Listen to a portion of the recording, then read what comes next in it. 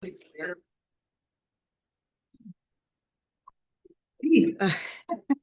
evening, everybody, and welcome to the North Bend City Council meeting for February 17th, 2026. Will the clerk please call roll? Mayor Pro Tem Errol Tremolata. Here. Councilmember Brendan Elwood. Present. Councilmember Mark Jocelyn. Present. Councilmember Heather Cullen. Here. Councilmember Rob McFarland. Here. Councilmember Christina Rustic. Present. Councilmember Susan Torgerson. Here. All are present, Your Honor. Thank you so much. Will Councilmember Rustic please lead us in the flag salute?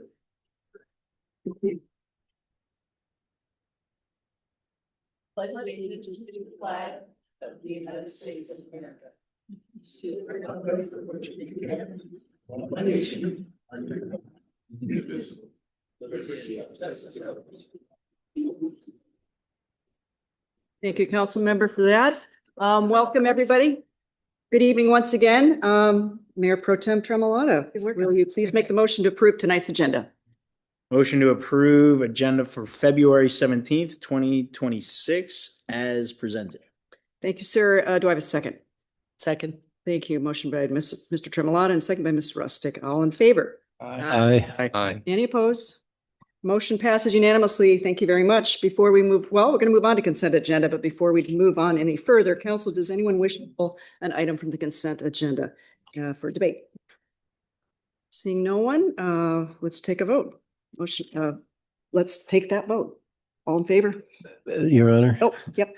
I move approval of tonight's consent agenda. Thank you. Second.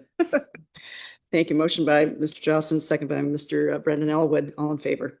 Aye. Thank you. Thank you. That is moving forward, going unanimously. Audience participation. If there's anyone wishing to speak on an item that's on our agenda tonight or not an item that's not on our agenda, you're welcome to come to the podium at this time. Please state your name and spell your last name for the clerk if you don't mind. And you have 3 minutes to speak. Thank you, George. Welcome. First, George Anderson, Anderson, 1360 Southwest 13th Place. I'm just commenting on the presentation last week or the last meeting from FCS on the water and sewer rates, and just expressing a little concern that nobody seemed to be a little concerned that the water rates now are approximately 10% higher than our next highest priced municipality, Sammamish, and we're looking at raising that more. So we will be 16% higher than our neighbors in Snoqualmie.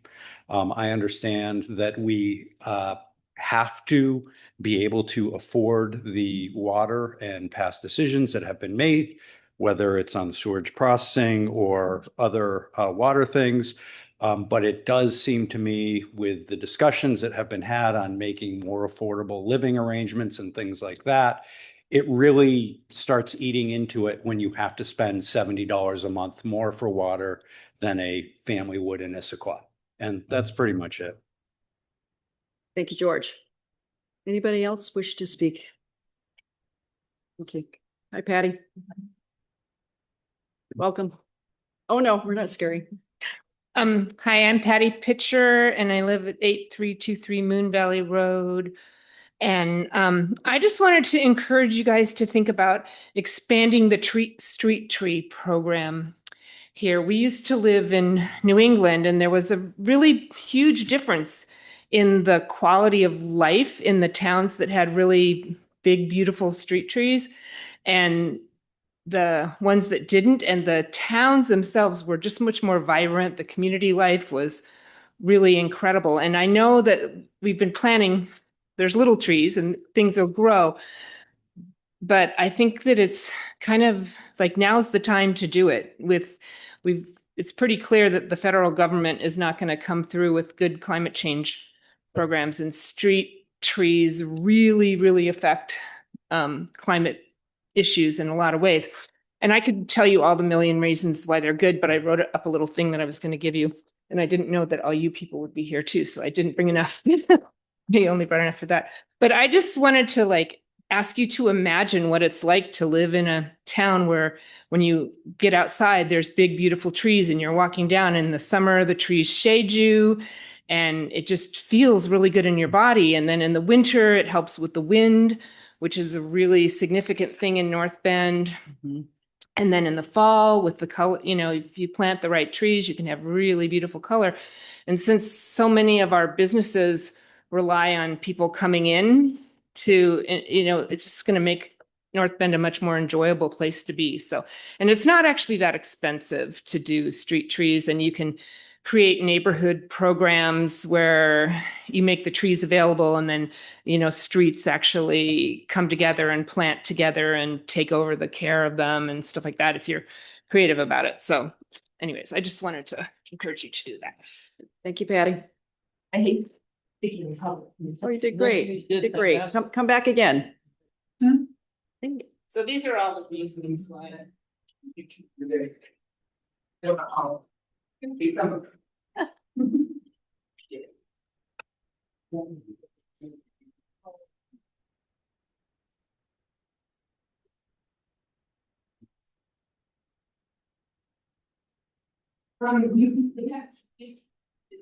lot of maple, a lot of elm, but then the elm died, and they have a lot of different ones. We actually lived in the town that didn't have good street trees, and our whole town like basically dried up. So.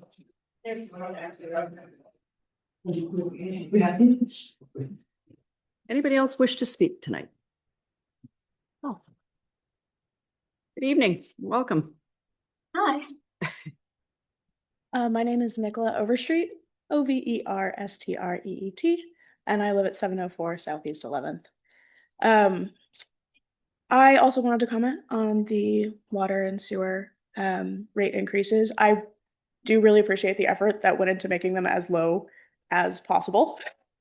But with our proposed rates being the highest of our surrounding cities, I actually worry the most about the sort of outsized impact that utility rate increases have on lower income households. We hopefully, a lot of the households in our community will feel the increase pretty marginally, but it's particularly those that already spend most of their earnings on, housing costs and essentials that will feel it more acutely. And back in 2023, our housing needs assessment showed that a lot of our low-income households are cost burdened and do spend a significant portion of their earnings on just being able to live here. And that affordability issue affects all of us because it means that, businesses struggle to find employees because potential employees can't afford to live here. So yeah, the thing that concerns me the most is really the disproportionate impact that rate increases have. And the sewer and water fee schedules already break out, discounted rates for seniors and low-income housing units and different rates for multifamily complexes. But those building types are all getting a 28% increase in monthly water costs between 2025 and 2030, which, again, on a monthly basis, like that cost might seem incremental, but to a family that's already struggling, that 28% increase could be very significant. So I encourage you to think about the disproportionality of that impact, and I encourage you to think about ways to mitigate it. Thanks. Thank you very much. Anybody else? Anybody online? Yes, we have Michael Thomas. Okay. I'll give him a sec here. Michael, are you with us? I'm present. Can you hear me? Excellent. You're on. Yes, Michael Thomas, Cummins spelling last name THMAS, 1231 La Forest Drive, SE. I had sent in comment on 2 items on this today's agenda, one of which was the work with WSB, formerly Golder, and also on the public hearing. I'm going to reserve my comments with respect to the water rate for the hearing, and we'll try to differentiate these as much as possible. One of the things is these items are actually related. I feel it's prudent for the water rate benefits, such as the reduction in mitigation payments, to actually wait for the analysis from WSP and any of the regulatory approvals that might be associated with that. there's certainly the benefits of that. I can understand why people might be exploring that. But I am concerned that you need to wait for this result of the study to codify the benefits here. I am supportive of the work with WSP with changes. One of the things I think that needs to be done is include 2025 in the analysis, given that was the first year of the intertie. And also 2025 was a rough year. It's very important that we include both good and bad years, and I do appreciate council's observation last meeting of the difficulty of the snowpack. Two other items that are very important are, and it's an exclusion of the WSP study, is I feel an analysis of the changes to SPU management of Chester Morse are needed. There are items posed in SPU's 2019 water system plan that would affect that both good and negative ways, and particularly Hobo Springs and the Snoqualmie River itself, given the seepage influences both of those. That's a key item. And further dialogue with SPU on the management strategy of Chester Morse and its impact to Hobo Springs and the required mitigation that we currently have, as well as this work item proposes to change the mitigation strategy, which may involve substantial regulatory review. And that's of concern. A few comments on the study itself is I'm concerned with approvals for changing the position of Salal Wells to a primary supplier or first selected, and then Hobo Springs to secondary. I'm also concerned about cases of extreme drought, low flow, that if you use the water first for cost savings purposes, are you going to have them for when it's dry and when you have low flow? That really is troublesome. And I believe some of these studies may be embodied in the work with WSP. So again, I feel this work with WSP is very important. I endorse it with some changes, but I feel that the water rate setting is premature. I know I'm down to my last 10 seconds, and I reserve further comments on this matter at the public hearing for the water rates. Thank you. This concludes my comment. Thank you very much, Michael. Anybody else online wish to speak at this time? Not at this time. Okay, excellent. Thank you very much. We're going to move on to announcements, presentations, and appointments. And guess what? We got the proclamation for Twin Peaks Day. Let me begin. Whereas the television show Twin Peaks, created by Mark Frost and David Lynch, debuted in 1990 and changed television forever by breaking new ground and inspiring numerous other television shows. And whereas Twin Peaks returned to television again in 2017, challenging viewers anew and garnering awards and critical acclaim.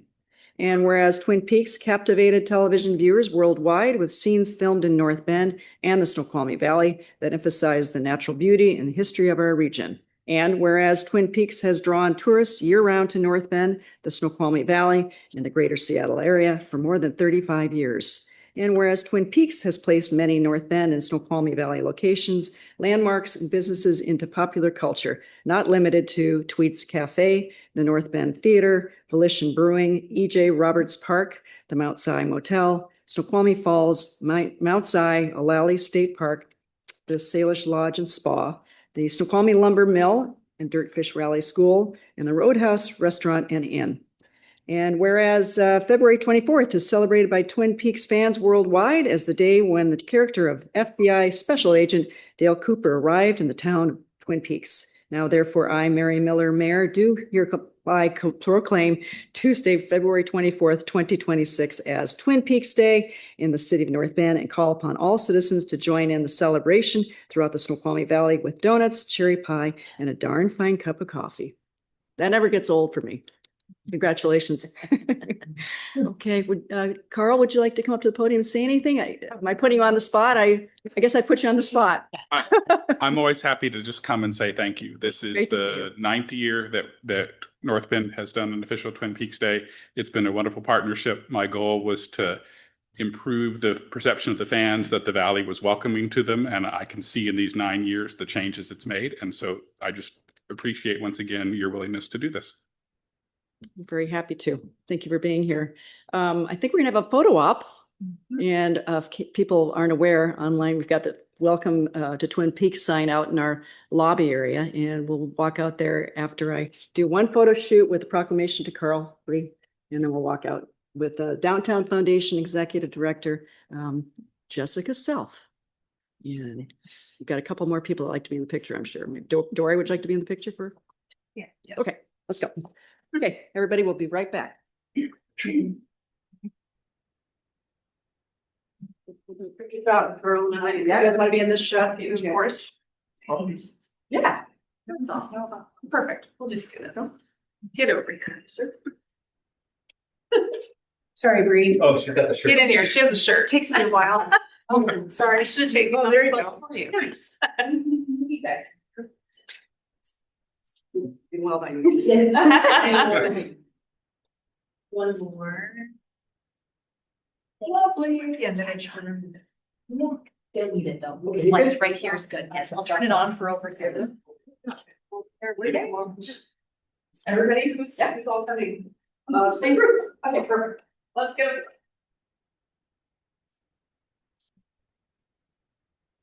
Yes.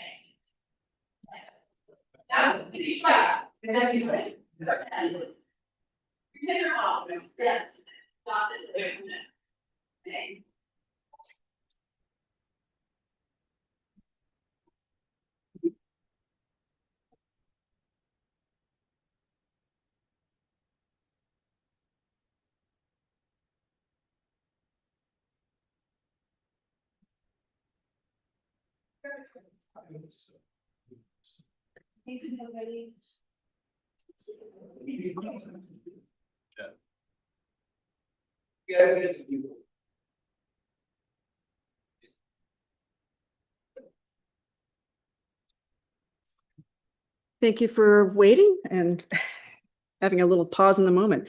We're going to move on to commission and committee reports. Let's start with Councilmember Torgerson, Community and Economic Development, please. Sure.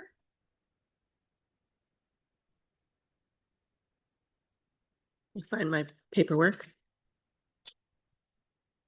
All nice and organized.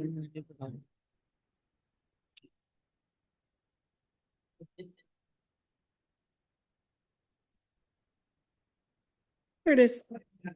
I knew it was here. Okay, so actually today we had our Community and Economic Development Committee meeting today at 4 p.m. We started off with a report from the Snow Valley Chamber, gave us a lot of updates on what's going on in both Snoqualmie as well as North Bend. Then we went on to talk about the Planning Commission work plan for 2026. And we're going to be bringing that to council in the future. We also talked about the binding site plan amendments, which are basically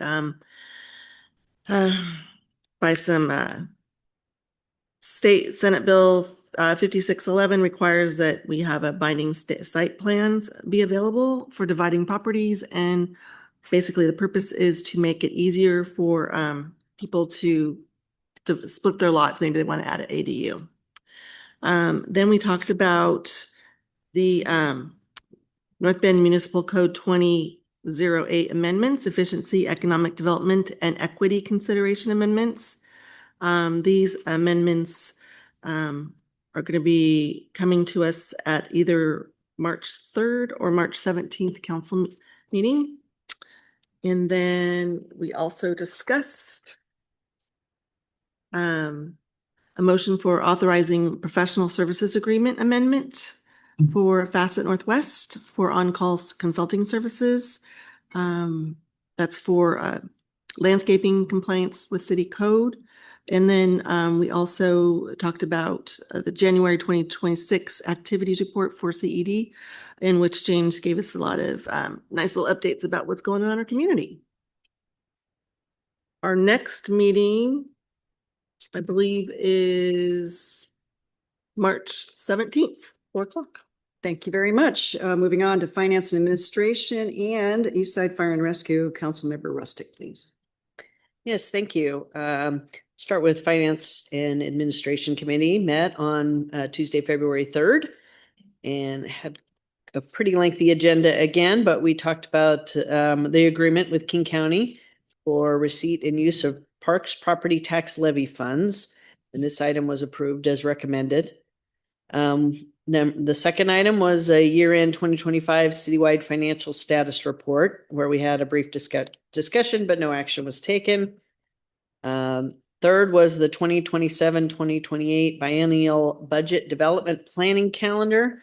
The committee asked staff to revise the calendar and add 2 mid-year 2026 budget work study sessions for the council. So just a heads up to the council. Give us more chance to take a look at that biennial budget.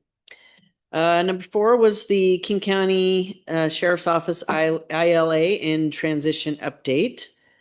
And then number 5, financial reports, citywide revenue manual, and CIP budget reporting worksheet. Number 6 was to talk about the 2026 F&A planning calendar. And then finally, we did have a walk-on agenda item to talk about the 2026 salary schedule, which was on last council's agenda. So that was it for F&A. And then Eastside Fire and Rescue met, excuse me, last Thursday, February 12th. There was a oath of office taken by Deputy Director Angie Baird. So they've had quite a few new team members join. And so she filled the final position, which was great to meet her. We held annual elections for the Eastside Fire and Rescue Chair and Vice Chair. Received updates on some of the activities that the board Eastside Fire Board, they had just recently had an offsite and set their plans for the 2026 year. And no surprise, the majority of the item will be around the budget and budget items that will support their biennial budget. So I will excuse me, bring those back to the council as it progresses throughout the year. Other than that, that was about it. So thank you. Thank you very much. Let's see, Transportation and Public Works, Councilmember Colon, please. Yeah, we last met on January 27th at 4 o'clock in our council room. Number 1 on our agenda was to confirm TPW committee monthly meeting day and time, which we are switching to 3 p.m. versus 4 p.m. Number 2, Don DeBerg gave us a monthly update on the number 6 on Meadowbrook Sewer ULID project, which is quite lengthy. Number 3, Tom Moore gave us a monthly update on SR 202 Shared Use Trail Project.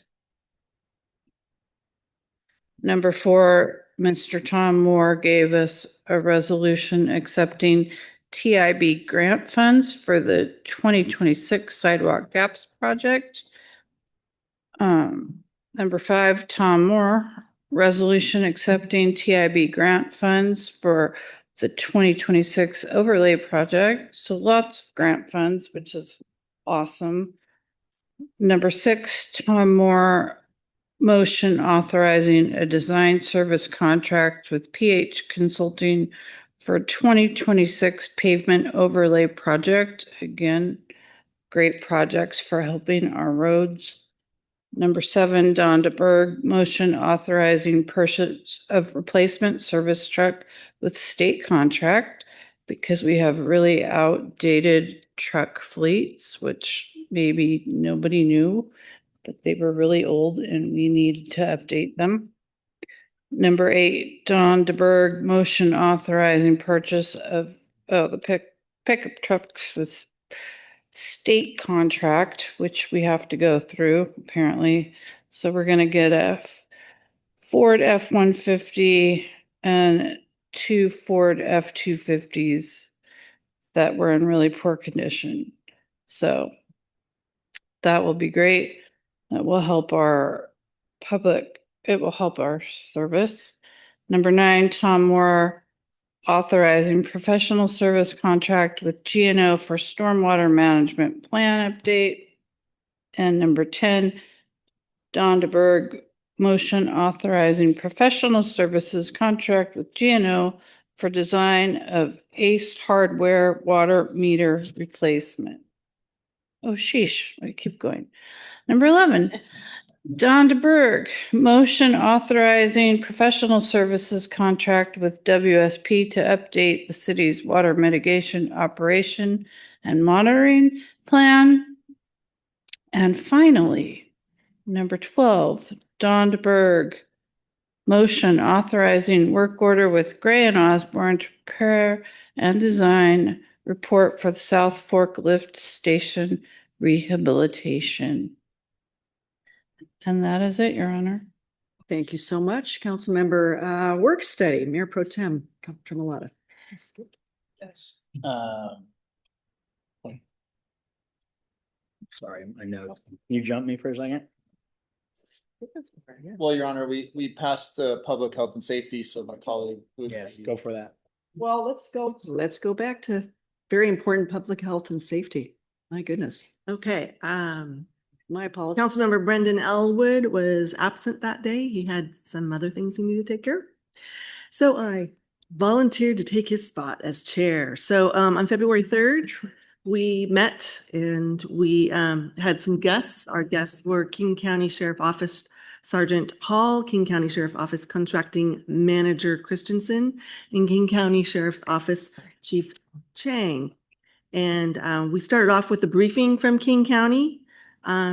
We had the city finance director, Shaw, provide us with a presentation about the proposed ILA. And then later it was presented at the council meeting that day. We had a fire update from Eastside Fire and Rescue. Interim Deputy Chief of Operations, Justin Walker, provided us with the following updates. The monthly report on calls for service in December, staffing and training and fleet updates, leadership team retreat and legislative day, Fire District 38 meeting with City of North Bend regarding sustainable fire service, finishing the 2025 annual report and preparing for audits, turnout time, rig check and inspection improvements, pre-filed fire plans were discussed, uniform policy and EFR branding, disaster inventory supplies and Life Pack 15s, 30,000 K Department of Natural Resources DNR grant is secured and additional grant submissions. And he also spoke about mobile integrated health core. And then we received a police update from Interim Chief Haracy, provided the following updates about monthly report on calls for service in December, reports on incidents of interest, and upcoming transition with the King County Sheriff's Office, and then concerns about regarding legislative bills for homelessness. Our city administrator, Emery, provided the following updates: the Fire District 38 meeting with City of North Bend regarding sustainable fire service. She's to bring information from the meeting to a future public health and safety committee meeting. Motels in North Bend and Snoqualmie are being sold. Local nonprofit Reclaim relies on these accommodations for their motel voucher program. And then Reclaim Executive Director Kirk to present at a future city council meeting regarding these issues. Future agenda topics were shared, and then we ended the meeting at 5 p.m.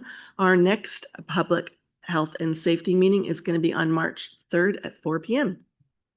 Thank you so much, council member. I'm going to make one slight correction. I think I did say work study. I meant council retreat.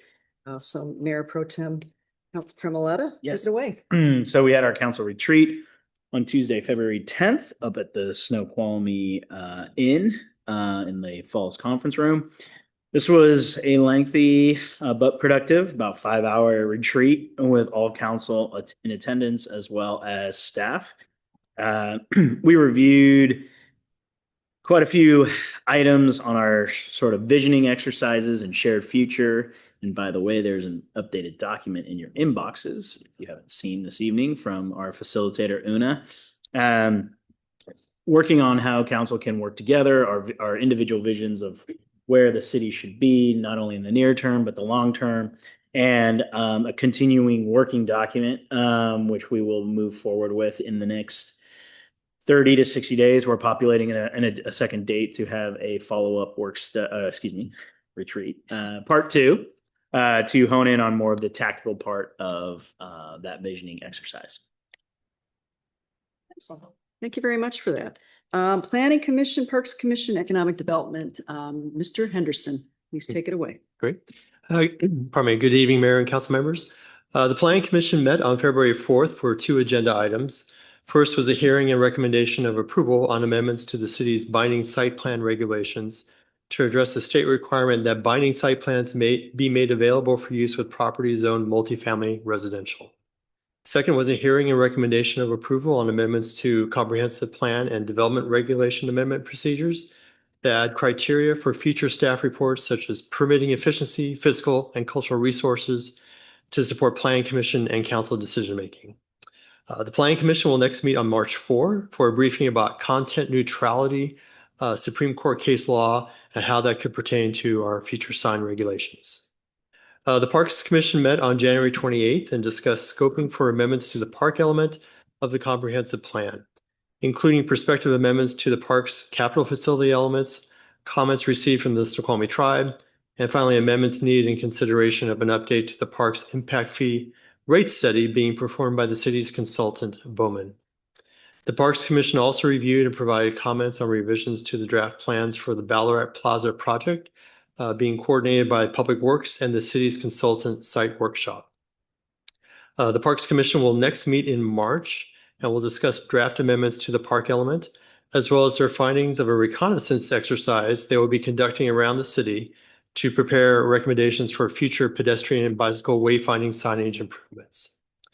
The Economic Development Commission met on January 22nd to discuss and finalize their top 10 priorities for 2026, which focused on mountain town character, outdoor recreation, creative arts, and support for local businesses. The North Bend and Snoqualmie Economic Development Commissions will hold a joint meeting actually tomorrow on February 18th, where they will each discuss their top priorities and identify priorities that they can jointly work on in 2026. And finally, on February 11th, the mayor and city staff hosted a commissioner appreciation dinner to recognize and thank the members of the Planning Commission, Economic Development Commission, and Parks Commission for all their volunteer time and efforts over the last year in advancing staff, advising staff and council, and making North Bend a terrific place. Excellent. Okay, moving on to regional committee reports. Anybody on council have anything you wish to offer tonight? Mr. Johnson. Thank you, Your Honor. The Sound Cities Association Public Issues Committee met virtually on February 11th. Prior to the meeting, there was a presentation by Malu Chavez, the executive director of the Northwest Immigrant Rights Project. It was very well attended. It was very informative. They provide free legal services, which is just a remarkable thing. Malu shared a presentation on defending and advancing immigrant rights in a shifting legal landscape. The presentation covered the history and work of the Northwest Immigrant Rights Project, the current landscape of heightened immigration enforcement and its impact to communities, what individuals can do if at risk of deportation, and what local governments can do to protect communities. So I will share that presentation out and perhaps make sure that it gets sent to council. It was the first meeting of the year. The meeting in January was canceled. There is a new chair of the PIC committee, Lydia Asaf Dawson. The executive director, Robert Feldstein, talked about the fact that there's significant turnover. There's 62 new faces that are elected officials in SCA cities and 17 new mayors, which is nearly half. So then it was agenda setting, talking about IR's issues of interest and concern to neighboring cities to sort of set an agenda going forward for the staff, who are incredibly helpful and well-informed. Issues that were mentioned: land use regulations, affordable housing, economic development, human services, surveillance and privacy related to flock and ring cameras, impact of AI and technology, criminal justice sales tax, which is an issue of interest to us and that's impacting our city and the ability to access those funds. Flood response and emergency management, of course, given events that we all live through here. I think that covers the most of it. It was just issue setting and looking forward. The next meeting will be held March 11th, and that will be in person only. Thank you. Thank you, Councilmember Jocelyn. Any other regional committee reports to share tonight? Council? No? Okay. Let us move on to our main agenda. Item number 6, public hearing, ordinance amending taxes, rates, and fees schedule regarding water utility rates. Mr. Cha, I turn it over to you. And thank you. Thank you, Mayor. For the record, Martin Cha, Finance Director. Before you tonight are items 6 and 7. It's a public hearing or continuation of public hearing for the ordinance amending water rates and ordinance amending sewer rates. I do have a short presentation for you just summarizing our discussion from last week. Again, these two ordinances would adjust water and sewer rates through 2030. The objectives of these rates is to ensure financial sustainability for both utilities, maintaining quality drinking water and services to the community, as well as maintaining our compliance with debt covenants, as well as the city's positive AA- credit rating for the utilities. This item was advertised for public hearing on the 23rd of January, was reviewed by TPW in November, FNA on January 13th, and then again last at our previous meeting, first reading and opening for public hearing, and then tonight for the second and final reading. Any clarifying questions? Well, I still have a few more slides to go Sorry. here. Sorry. My computer's a little bit slow here. So in terms of the history of rate adjustments, Council, this slide here shows water and sewer rate adjustments going back to the year 2021. As you can see, for water adjustments, it was about 2.4% in 2021, then 5.5% per year through 25. And then for this rate study, 6.5% starting in 26 through the year 2030. For the sewer utility, it's a 2.4% to 2.5% between the years 2021 through 2026, and then 3% for the years 27 through 2030. When we think about the Water Utility Council, there are really two primary sources of revenue for each utility. One is what's called general facility charges. So these would be one-time charges assessed on new customers connecting to each utility. What this graphic shows, the top graphic compares the actual GFC collections for the years 2021 through 2025 and the projected GFC collections for the years 2021 through 2030. And again, this timeline encompasses both rate studies, the one prepared in 2021 and the one prepared now in 2025. Obviously, a forecast is simply that. It's a forecast, and it's difficult to predict what will happen year to year. But as you can see on the bottom graphic, our consultants were fairly accurate in terms of forecasting what the actual collections would be for the first 5 years of the study period. And as you can see on the blue chart, or the left side of the bottom graphic, we have about 3.1 million of actual GFC revenues collected, and about 3.1 million in terms of what was projected. For the sewer GFCs, we have similar graphics here, again showing the GFC revenue collections as well as projections between 21 and 2030. And as you can see on this graphic, we've collected an actual amount of 7.5 million versus about 5.5 million in terms of the rate study forecast.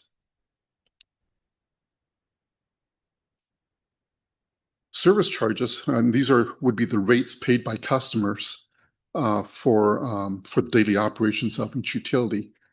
For the water utility, as you can see, the forecasted rate revenues were fairly predictive of the actual revenues coming in between the years 2021 through 2025.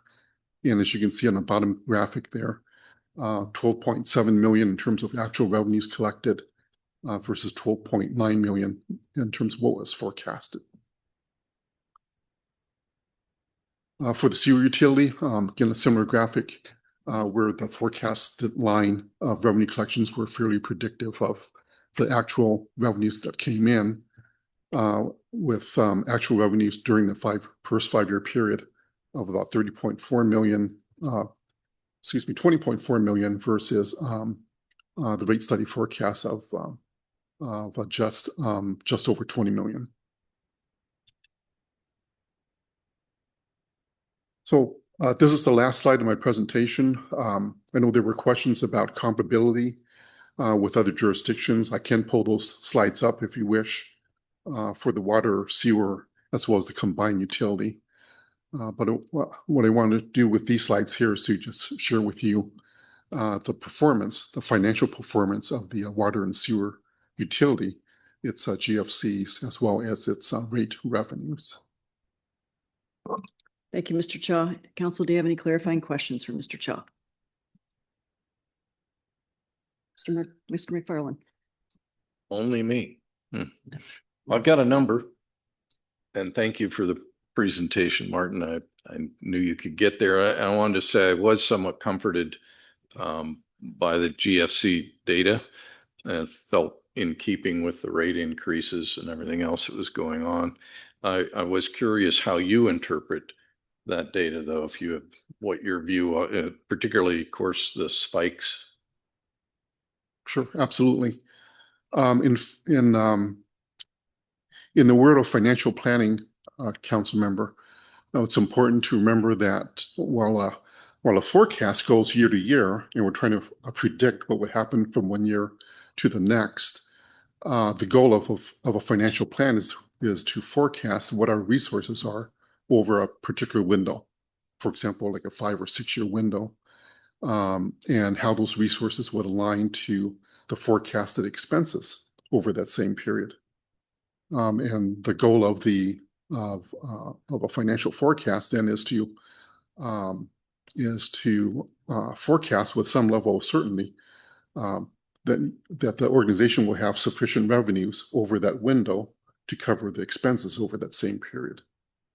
So when we reviewed the data here for the water and sewer GFCs, what this showed us is that while it's difficult to predict the timing of individual development projects that would bring in GFC revenues from year to year, the forecast of actual GFC revenues over that 5-year window was fairly close. So that gave me confidence in that the work of the consultants were solid. The information that the city provided to the consultants for the basis of the forecast was also solid.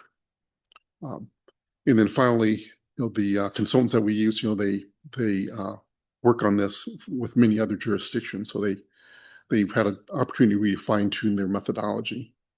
So the review of the GFC revenues in the first 2 slides, Councilman, as well as the rate revenue on the last 2 slides, were really kind of give me confidence that we're on the right track for our rate studies covering the period going out through 2030. Yeah, that's great. Thank you. As I looked at the rate increases and differential between water and sewer, occurred to me that some might be confused by the water rates seemingly going up so much faster than the sewer, particularly in that we've just built a multi-million-dollar sewer plant, and that would seem to say that's where a lot more revenue would be needed. Can you comment to why you feel that the water rates are outstripping sewer in the need for revenue? Sure. So in Washington state laws, each utility is required to operate as an independent business enterprise. So in other words, the utility business for governments is as close as one can come to a private entity, in that the revenue from rates must be sufficient to pay for the expenses of the business without any subsidy from general taxes. So the water utility and the sewer utility are each tested as independent businesses. So while the layperson may look at what was happening in the sewer utility and the rate increases that we needed there to finance the wastewater treatment plant expansion, those monies that we collect for sewer utility operations can only be used for sewer utility needs. And similarly, revenues that we collect for the water utility and water rates can only be used for water operations. Great. Is there anything in particular that happened in the water system that you feel that drove the need for increasing those rates at a higher clip than sewer? I'm struggling to myself understand that one. And I think the answer to that, Councilman, is I think when we take a look back at the previous rate study, the best I can describe it is that the previous rate study in the previous several years of the city budget was really focused on ensuring that the sewer utility was operating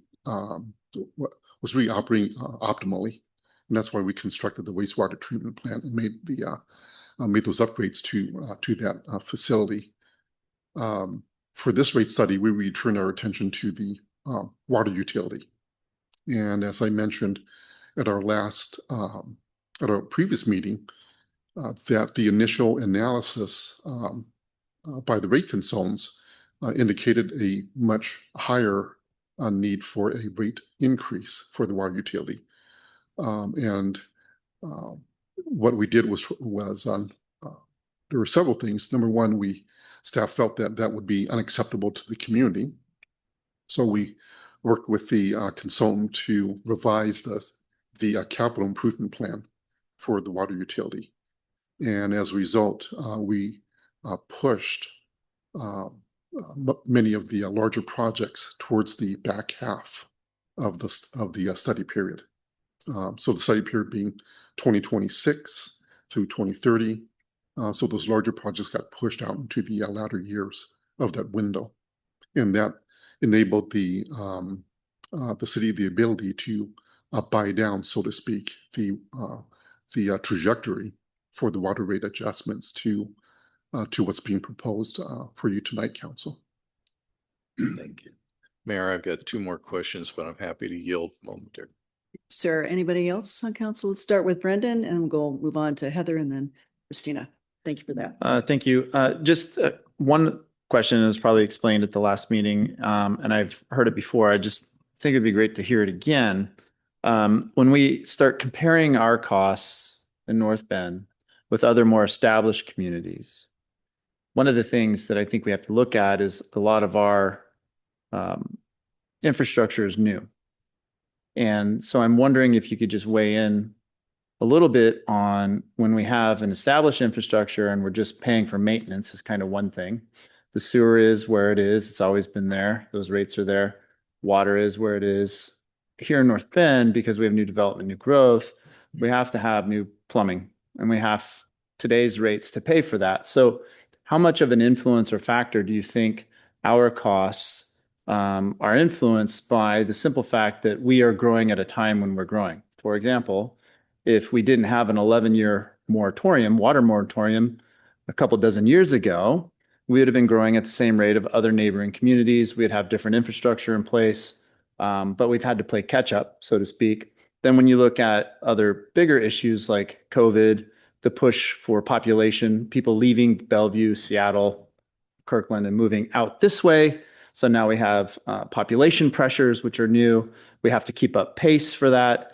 We have real estate dollars and value. North Bend real estate is a high premium. Landowners that were sitting on it for 20 years now want to capitalize on that and start building on it.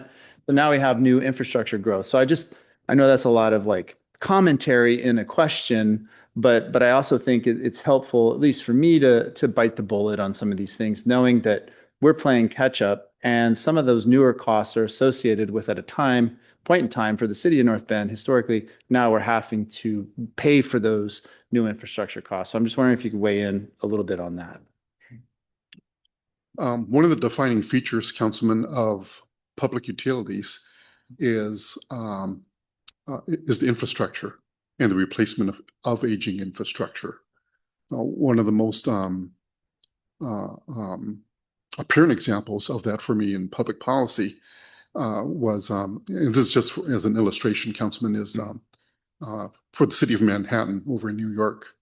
Several years ago, they had to replace one of 3 major water mains that feeds the city of Manhattan.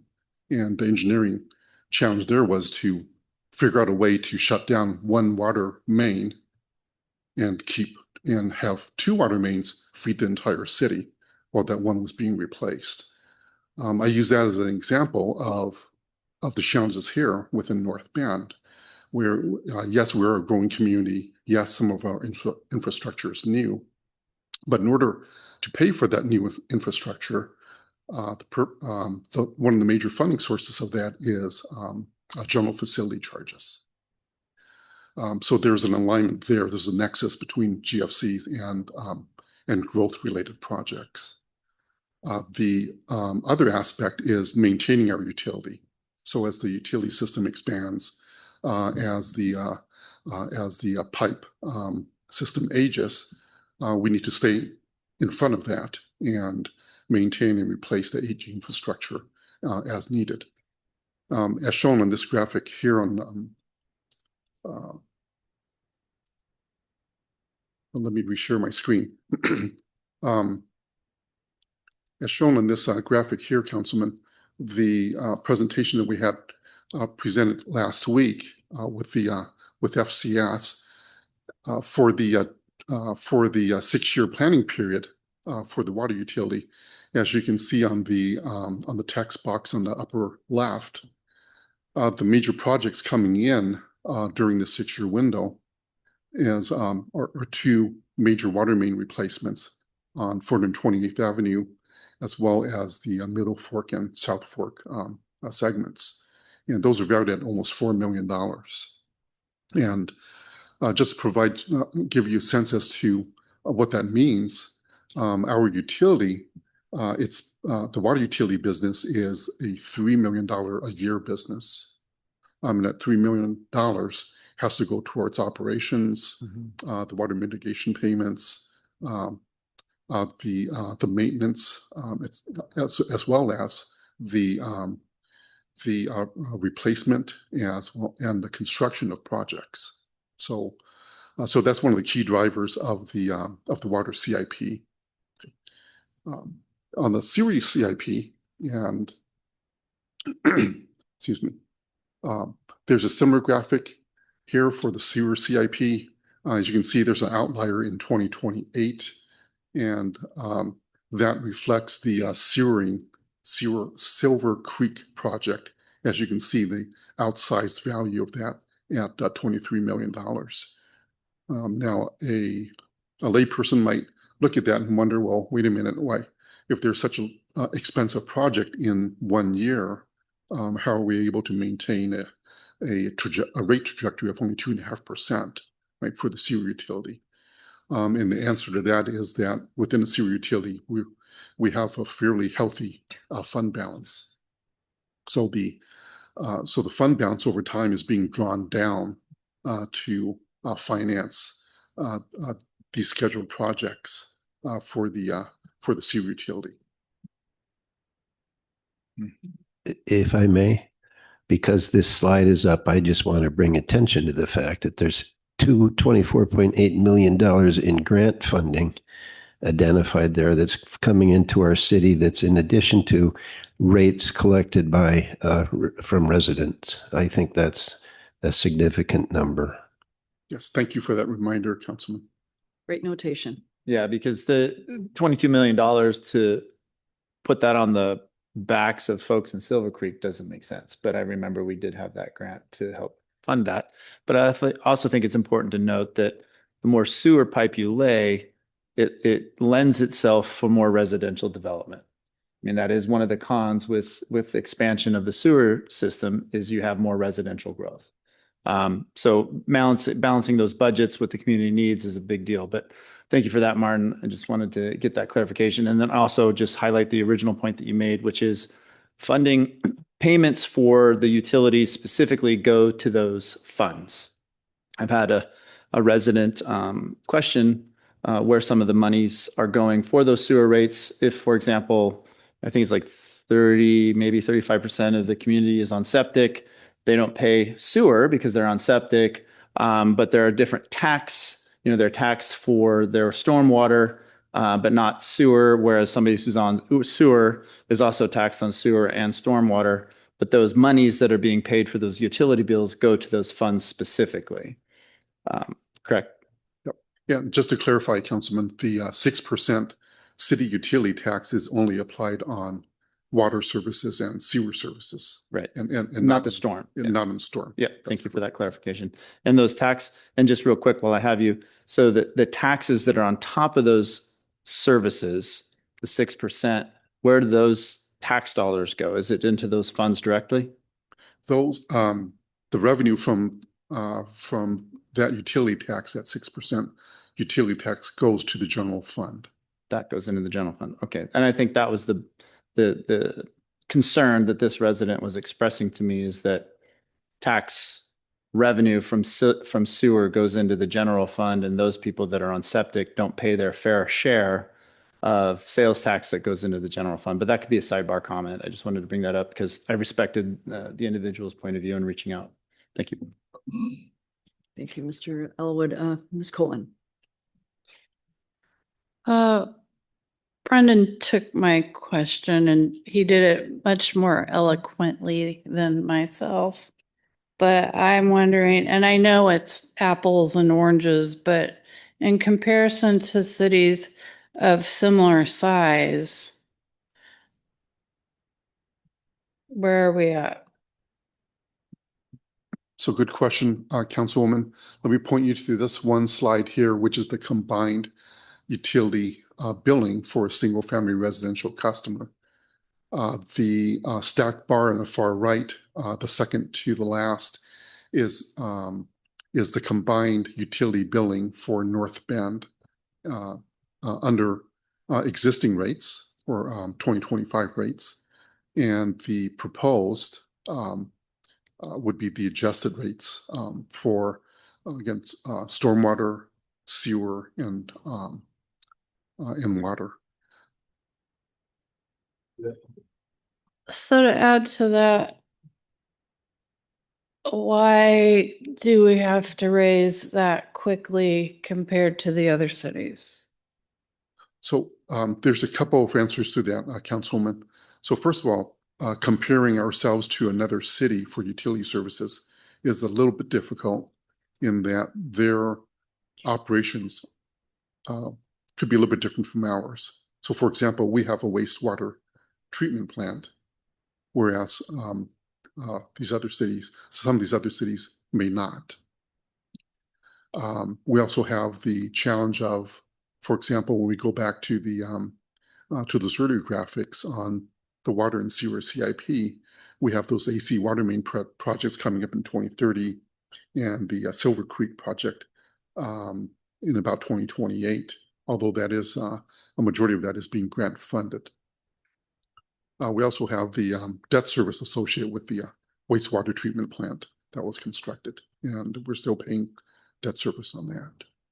And sorry to add to that, so the other cities don't have to pay for their sewage waste plants?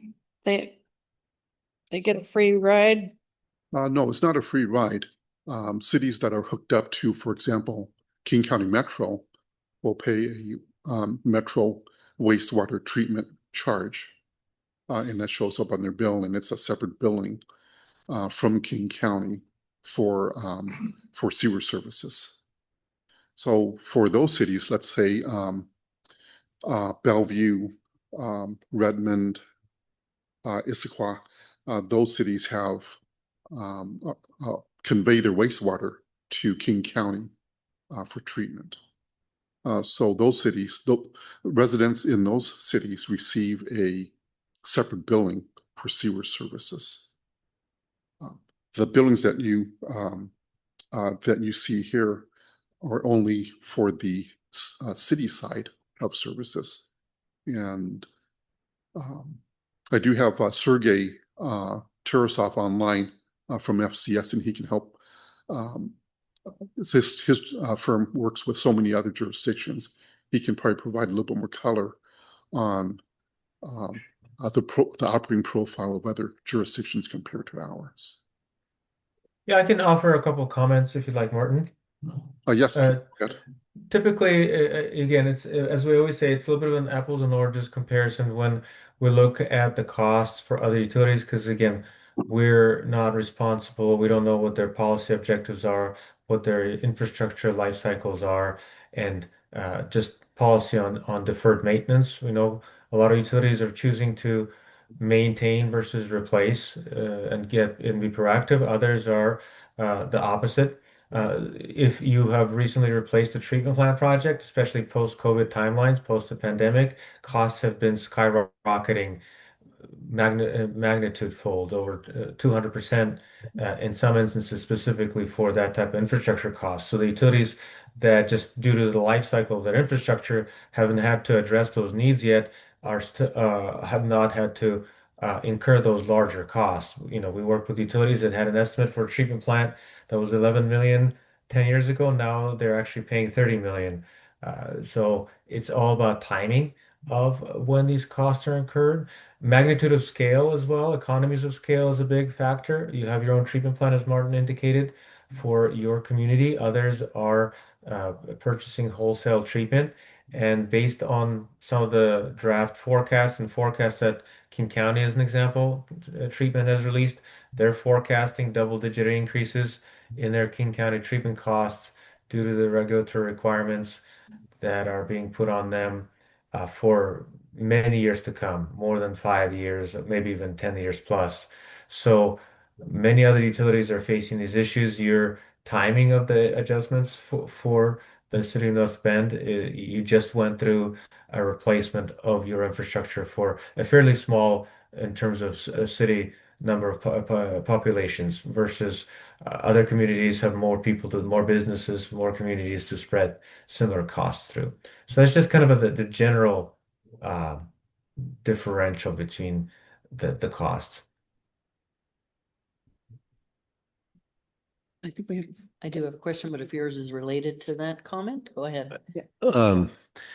Sergey, I appreciate your time. You presented to us in a work study, and at that time you suggested that of these 11 cities we see listed here, a number of them may currently be going through a similar process of reevaluating, and likely are also going to be facing increases in their utility rates. Do you have any idea how many of these other cities are currently engaged in a similar process? Me personally, I have worked with maybe half of the utilities on the list, and I know several of my colleagues have also worked or are working on several studies. We finalized a couple of those studies which have or have not published them. Again, this presentation was developed a little bit ago. We don't update it before every single meeting, so we would have to double check if they posted their rates more recently, if they've updated their rate schedules yet or not. But me personally, I've worked with quite a few of these utilities, and they all have done a study last year or the year before and have a multi-year rate strategy in place. Thank you, Sergey. Thank you, Mr. Johnson, and Ms. Rustic. I think you're next. Thank you. Most of my questions were already addressed, and I appreciate that. But what resources are available for any residents that may need additional assistance with utility bills? Can you touch on that, please? Sure. So within the city of North Bend, we have the low income and senior discount for income qualified account holders. They can find more information on the city's website, or if they can contact the finance department. We'll be happy to send them information on that. But that provides for a 50% discount to their utility bill. In addition to that, there are other resources available through other organizations to assist with utility bills. For example, HopeLink, the regional human services provider, they offer assistance for energy assistance through the federal low-income home energy assistance program. And that program provides assistance towards paying for energy bills through, for example, Puget Sound Energy. Ms. Torgerson. Yeah, in looking at this table of all the different cities, do we know what the comparison is? Like, for example, is it a 3/4 inch meter, or like, do we know what they're all comparing to each other? Yes, they're all being compared using a 5/8 inch residential meter 5/8, okay. and 20 cubic meters of water usage per month, which is a fairly typical water usage for a four-person household. Okay, thank you. Ms. Colon. To add to Councilmember Restick's question, to get the 50% discount, which you said, residents would need to know to go to the city, and is there a lot of hoops that they would have to jump through to get that discount? Oh, it's an annual application, and the resident just needs to provide proof of household income. So it would be tax return information. If they qualify for a discounted property tax billing from King County, for example, the information they provide to the county as part of that can also be used for the city's program. And to add to that, how do we get the word out to the citizens that this is a potential possibility for them? We do advertise this on the city's website. Our staff shares that with residents when they call with questions or asking for assistance on if they're expressing difficulty in terms of paying for their utility bill. Our staff know to direct residents towards that program. I think we haven't heard from Mayor Pro Tem. Okay. Mr. McFarland. I think I should have ever yielded the floor.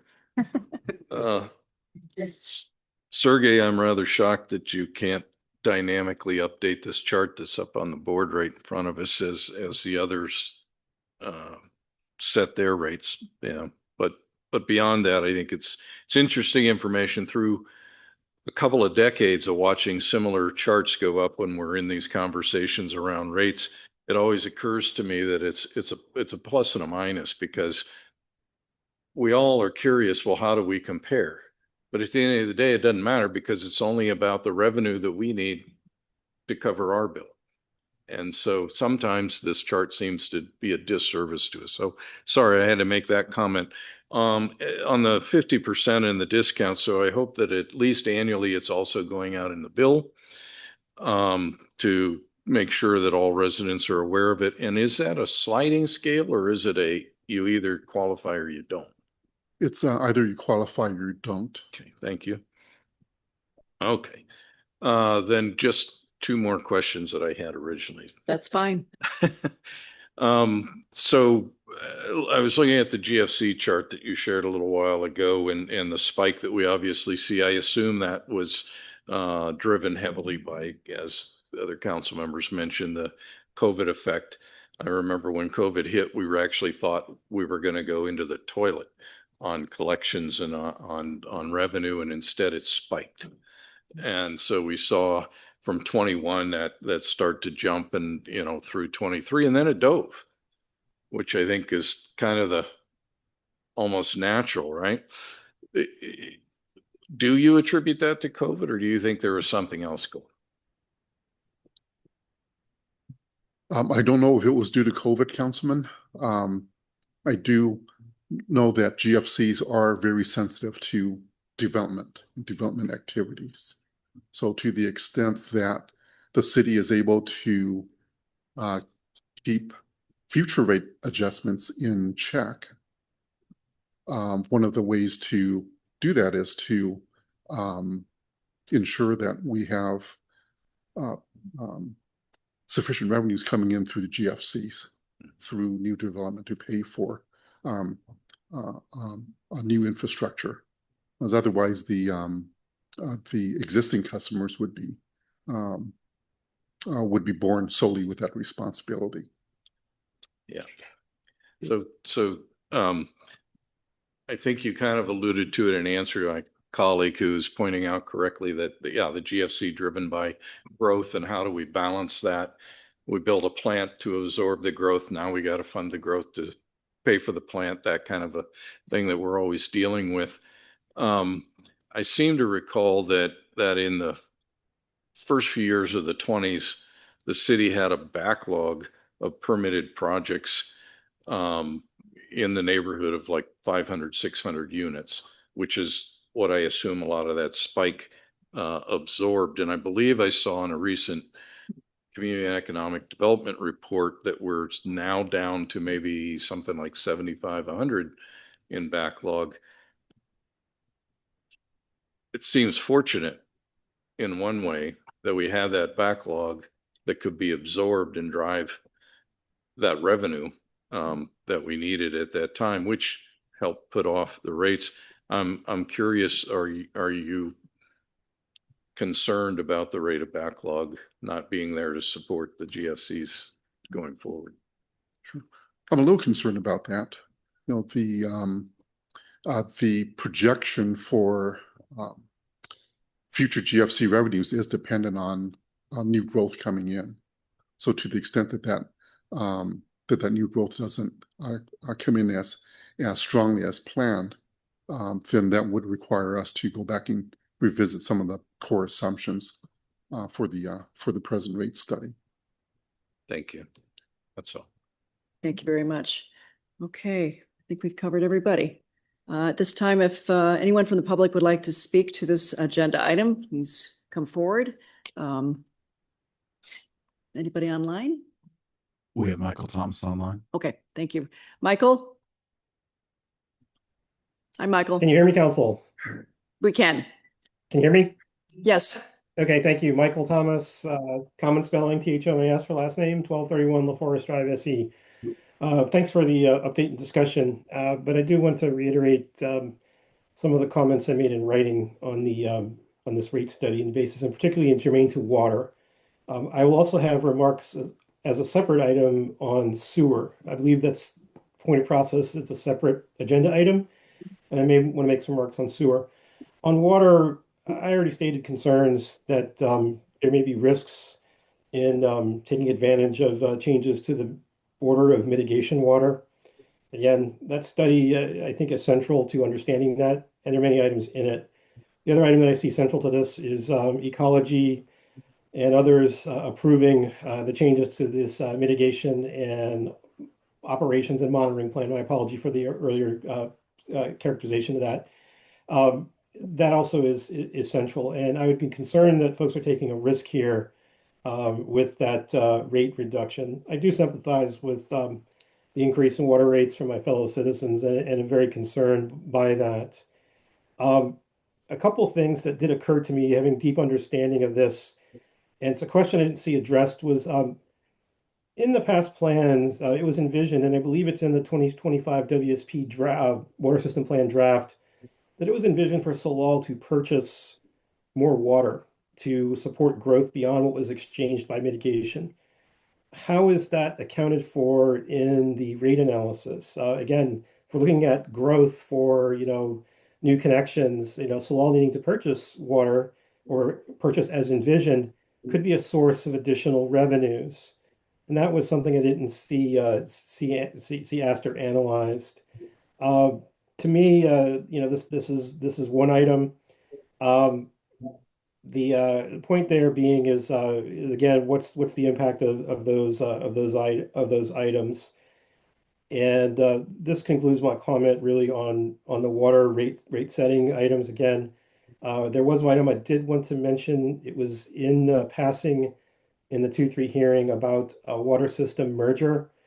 I feel that there are many issues that have to be addressed. This is a quite charged issue, given the past history of the city acquiring and then threatening eminent domain and or condemnation of the Salal Association. As an item also for ratepayers in Salal, the city charges 50% more for those that are outside of the city. I don't know how items like that would be resolved. So I did want to express some concerns. I think that might be something that, again, was perhaps an early remark, but it's certainly something that's important to bring to the attention, considering that, affordability for water and sewer is a citywide issue, and it's not just, one water system. We all pay for this together. This concludes my remarks on water. I would expect an opening also and comment on sewer. Thank you. Thank you very much. I think that's it for online. Just confirming. That's correct. Thank you, sir. Well, we are going to close the public hearing. Pardon me? Oh, so sorry, George. My apologies. George Anderson, No. 1360 Southwest 13th Place. Just one comment while we were looking at the rates of the different communities. And I know it was mentioned that it's hard to determine where their increases are going to be. I did a quick Google on Snoqualmie, and last May, they announced that they are doing raises of their rates from 2025 to 2030. Are those numbers included in that chart that was presented? No. The Snoqualmie, right, that chart is a static point in time. It was from May 2025, though. Yes, it would be whatever the rates were published at that time, which was in the last half of 2025. Okay, so I would assume that would be included. Again, it would be whatever rates that they had published at that time, George. Okay. Thanks, Martin. Sorry. Yeah, well, that's all right. Thank you. I hope I've got everybody who wishes to speak tonight. Oh, come on up. Sorry, one more. You're welcome, of course. Yeah, just on the assistance that's available for lower income households, that at least from what I remember, I think the threshold for combined income for that is something like $49,000 a year. So if a household is making, $55K, they won't qualify for that assistance, and frankly would really struggle to live in North Bend and pay for housing costs and utilities, even as a renter. So I don't know that the programs that we have in place go far enough to mitigate cost impacts for folks who don't meet that exact threshold. And yeah, still encourage you to think about it. Thanks. Thank you. Okay, I think we'll now close the public hearing. And Ms. Rustic, I think this came through, well, I know it came through FNA. Would you like to make the motion? Yes, thank you. Motion to approve AB 26-019, an ordinance increasing water utility rates and amending the taxes, rates, and fee schedule as a second and final reading. Thank you. Do I have a second? Second. Oh, thank you. Motion made by Councilmember Rustic, seconded by Mr. McFarland. Ms. Rustic, would you like to add anything to your motion? I'm losing my voice, so I don't think I have a whole lot to add. I know that this is a difficult challenge for residents. I also know that it's our job as council members and staff to maintain our water supply and ensure that it remains safe. I know that when we have to make repairs, the costs are so much higher than what we would possibly anticipate. and we need to make sure that we continue to keep things operating properly. So with that, I will support this tonight. Thank you. Thank you. Councilmember McFarland, would you like to add anything? Thank you, Mayor.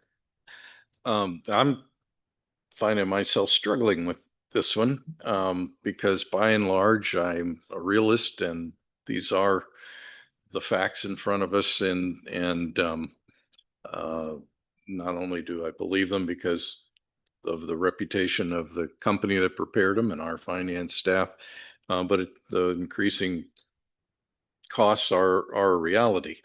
Yet I'm really struggling to support at where we are because they are pretty stiff. And so, we've talked a bit about that. It's both unfortunate and fortunate that we look at that chart comparing to other cities. We know it's in flux. Other cities are moving up also. Citizens that expressed their concerns for what that looked like against others. But ours is driven by our cost, and they are driven by the choices that past councils have made as well. And I seem to recall, and I believe Martin alluded to this earlier this evening, that prior councils made somewhat of a choice and potentially that was in the water more so than the sewer, to hold down the increases during those times to smooth that transition to a degree. And so some of this may in fact be feeling like, well, now it's catching up with us and we get to be the ones sitting here today. And I want to be clear, I'm not accusing the prior council of any misdeed, saying they made a very logical choice to be careful with the rate increase for other drivers. As has also been mentioned, there's several other factors that work into the rates. The rate at which we grow, the rate at which we replace infrastructure that's worn out. One of the slides that was up there looking at the worn out pipe going under the rivers. That's something that really, in my mind, I want to pull it forward, yet revenue to do so, right? It's because that's those, if I recall, are the two largest sources of leakage that we have right now that's costing us a lot of money just in water dripping back to the river, which is sometimes seen as a good thing, but in this regard, not so good. So there's that, right? So, and then the conversation that came up, and thank you for the council members that raised that about the discounts that are available. So there are other mechanisms, and that's really, I guess, what I'm wanting to share with my council members and the public is it's not only about this rate, right? And particularly when it comes to those in need, as was mentioned, maybe we need to be reevaluating what the threshold is. Maybe there needs to be more of a graduated threshold. Maybe there's more that we can do within a graduation between 50% and not. I don't know what those look like, but I'm suggesting that for those that need that, it's something that this council should be looking at harder versus a yes or a no. And I'll get off the soapbox. Thanks. Thank you, Councilmember McFarland. Anybody else in council wish to add anything to this? Mr. Johnson. Thank you. I appreciate all the good conversation and discussion and efforts on behalf of staff, the FCS as well. I appreciate the public coming forward to share their thoughts. This is a tough one. It's not what any of us would hope, and yet it is, I believe, firmly based in reality and a realistic look. Enterprise funds run the way they do. They have to pay for themselves, and they can't be commingled or crossed up. And it costs money to run a system like this. I do want to point out that in the water utility financial plan, 26% of the expenditures go to capital improvements over 6 years through 2030. That's a significant number. That's a big deal. That's not just operations. and it's best to maintain systems. Deferred maintenance is going to, bite you in the backside in the end if you don't pay attention to it. And so, as with so many things, I believe this study and this council is trying hard to strike a balance on this. I'm totally supportive of this notion. I want to speak to cost burden households. It's not insignificant. And I don't think that's lost on any of us here, that these decisions that we make impact people's lives, especially folks on fixed incomes or who are cost burdened. I want to share Council members McFarland's commitment essentially to look at ways to mitigate impacts, whether we graduate the scale, raise the threshold. I'm interested in digging into that and seeing what approaches this council might take to, again, do something to bring down or diminish the impacts on those most in need in our community. With that said, I will be voting in support of this this evening, even though I wish that weren't true. Thank you. Thank you. I'll take a one more look around. Mr. Tremolata. Yeah, I didn't have any questions, but I guess I'll have a comment. The comparisons are well noted, but Councilmember Jocelyn and I sat on an SCA call at sometime Q3, Q4 of last year, and the large discussion about King County sewer and water rates and the futures of that, and it was very bleak, far bleaker than some of the tough numbers that we saw.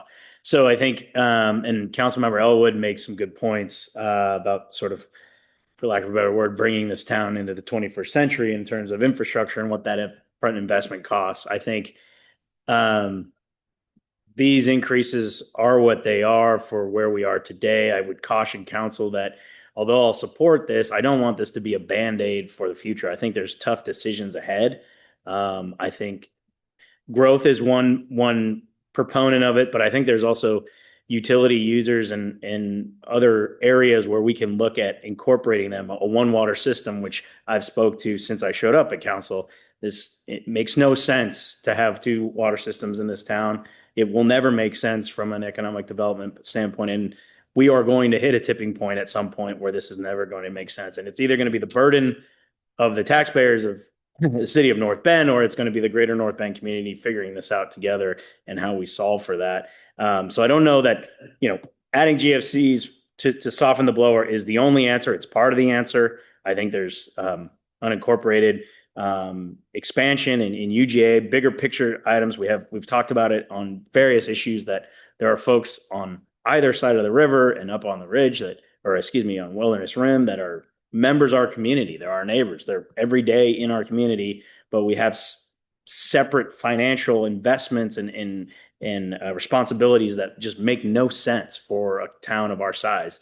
That is something that's a much more complex problem to solve, but I would hope this council embraces that challenge so that we aren't necessarily doing what a council of 20 years ago may have done, which is sort of Band-Aid until next year or Band-Aid until that next sewer and water rate increase is here. I know coming off of our visioning exercise and the retreat, it was very big picture. It was very 5-10 years ahead. And so some of those conversations are frankly ones that I think we need to have. Otherwise, we will find ourselves in this position in 18-24 months all over again. And we'll look at what it was changed. And, did we get a new business here? Did we get a new business here? But the rates are going one way. The costs and operating expenses are going one way. And that's not a North Bend specific problem, right? That's King County. That's a Western Washington. I mean, those are all the desirable places in the country that are facing these issues, among with others. So I'll support it. It's a tough pill to swallow, no doubt. And all the notes. Thank you for Councilmember McFarland and Jocelyn noting that, I think we certainly should be looking at how to help the folks that are going to struggle with this and opening new routes and maybe refocusing the limits on those vouchers or what have we for the help there 100%. But I just want our council to acknowledge that this is a long-term problem that we should be discussing and not just a simple rate increase for next year. So appreciate it. Thank you. Anybody else? Ms. Torgerson. I reiterate everything that Councilmember Tremolata just said. I have the same thoughts what Mr. McFarland stated regarding our organization that created these numbers for us. I think they could have updated it. I think the numbers are misleading. I think Redmond is at 250 for 2026. I think I read online somewhere. And yeah, I've been hearing a lot as well with King County and their rates significantly have been increased, and it's been in the news, and it's distressing. And I feel like we're blessed that we have our own wastewater treatments that it's not going up like it is in those other cities. So I think that it would have been nice to see the numbers been updated for the other cities.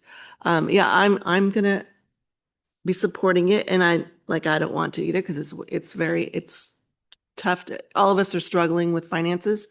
I do want to also reiterate what other council members are saying is we need to work on the policy and on the it's called our low income senior and low income disabled utility discount application. I think that we need to review that policy in our finance and administration committee. So we should put that on there and update that accordingly. But I agree with what my other council members are saying. Ms. Colon. Just one more thing. We have had our costs increase on our police services, on our fire services, now our water and sewer services, and it just doesn't seem like it's letting up. And the prices of everything, including groceries, whatever it is, going up, up, up. And it just seems, it's exhausting. That's all I have to say. Thank you. Mr. Elwood. Thank you, Your Honor. It's interesting hearing my colleagues here talk because I'm hearing, let's bite the bullet, just approve it. But I'm also hearing we need more exploration. We need sharper pencils. And I appreciate what was done on the CIP and to kind of shift things around to assume some of those costs. So just a question real quick, Martin. When thinking about factoring in new updated data from other rate studies that could be happening that were post this analysis and other creative avenues, because I'm sure you and your team looked quite deeply at how we could really sharpen the pencils for a minute. And I'm not talking about households that are under a certain income. I'm just talking generally speaking here. What more benefit would you see in having other data from other neighboring cities, number one, brought into the fold? I mean, one, it just gives me more of a comparable rate, like, are we apples to apples and whatever? How would you use those data, those insights? But two, what are areas that you see that could be opportunities to sharpen our pencils? Because one of my concerns here is we approve it and then we forget about it. We set it and forget it. That seems to be council's, whatever council it is, that just, we have so much on the work agenda. There's so many things that we have to pump through. The state is constantly churning all these different things. So our attention is we have a limited amount of time to attend to important things, but this is another one of those important things that we need to spend the time to do. So my big concern is that we'll approve it. We swallow the poison pill tonight because it's something we have to do. And maybe that's another question. What is our actual shot clock on this? And then we forget it. And I don't want to forget it. So I'm just wondering, just right now, off the cuff, live, and I apologize because I don't want to spring questions on you and put you in a theoretical discussion. But at the same time, as I'm hearing all my colleagues here echoing the same sentiment, which is we need to do it. We have to move forward with our community. These are just things that we have to do to pay for the cost of where we are today in the city of North Bend. But we want to do more to find better savings, better cost efficiencies, if you will, for our residents. So would you mind just responding to that very long-winded question? Well, sure, absolutely. No problem. So three-part question. So the first one on the interjurisdictional comparisons, Councilman.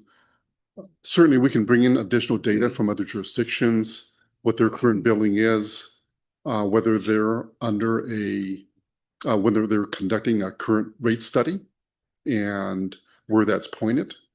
At the end of the day, as Councilman McFarland mentioned, the rate study is really financing our business, right? So the anecdotal information from other jurisdiction may be illuminating as to what's happening there, but it really doesn't help us. But that said, I'll be happy to work with Sergey, update that comparative slide and bring that back to you. In terms of tools to mitigate the rate increases,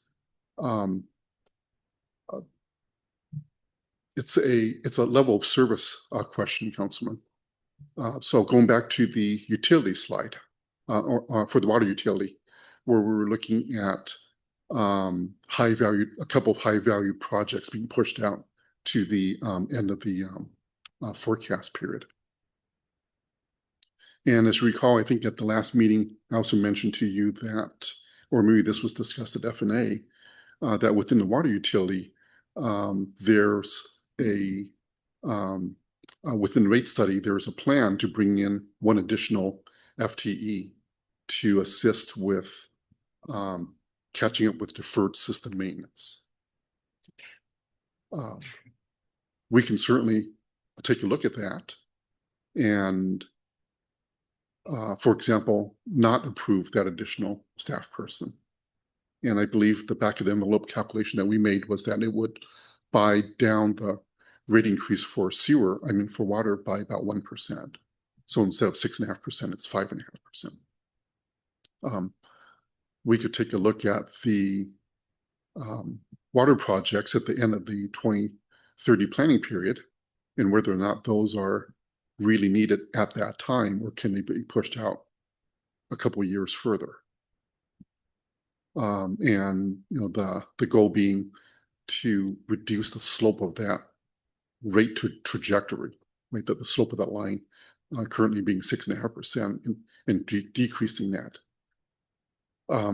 We can certainly take a look at some of those. The caution I have, Councilman, is on pages 24 and 54 of your rate packet, we have a 6-year financial plan for each utility. So on page 24, for example, we have a 6-year financial plan for the water utility. And the key metric here, Councilman, is if you take a look at the beginning fund balance in January 2026 and the ending fund balance as of December 31st, 2030, we're driving down that cash balance from 1.9 million to $500,000. And this is with a 6.5% rate adjustment, right? So if we decrease that slope of that line, then what may come back is we would drive down the fund balance even further, unless we cut costs. For the sewer utility on page 54, we start off with a $14 million fund balance, and we're driving that down to about 5.7 million. Now it's from my comments earlier, we cannot have resources cross lines, right? So we couldn't use part of that 5.7 million and push that over to the water utility and try to help subsidize operations in the in water operations. So there's a balancing act of level of service, of the needs of the maintenance needs of each utility, and as well as the capital needs. And if that's something that council you wish us to explore, I'll be happy to. The other tact that we could take, council, is you tell us, staff, what's acceptable in terms of a % rate increase. So, for example, if a 2.5% rate increase for sewer is fine, but a 6.5% for water is not, but I'll make a number up, but a 5% increase would be acceptable, then let us know that, and I can go back to staff, to Don's group, to Sergey, and then we'll come back to you with a scenario as to what we would have to cut to stay within that 5% ceiling. And in terms of your third question on timeline, the ordinance approves rates through 2030. There's no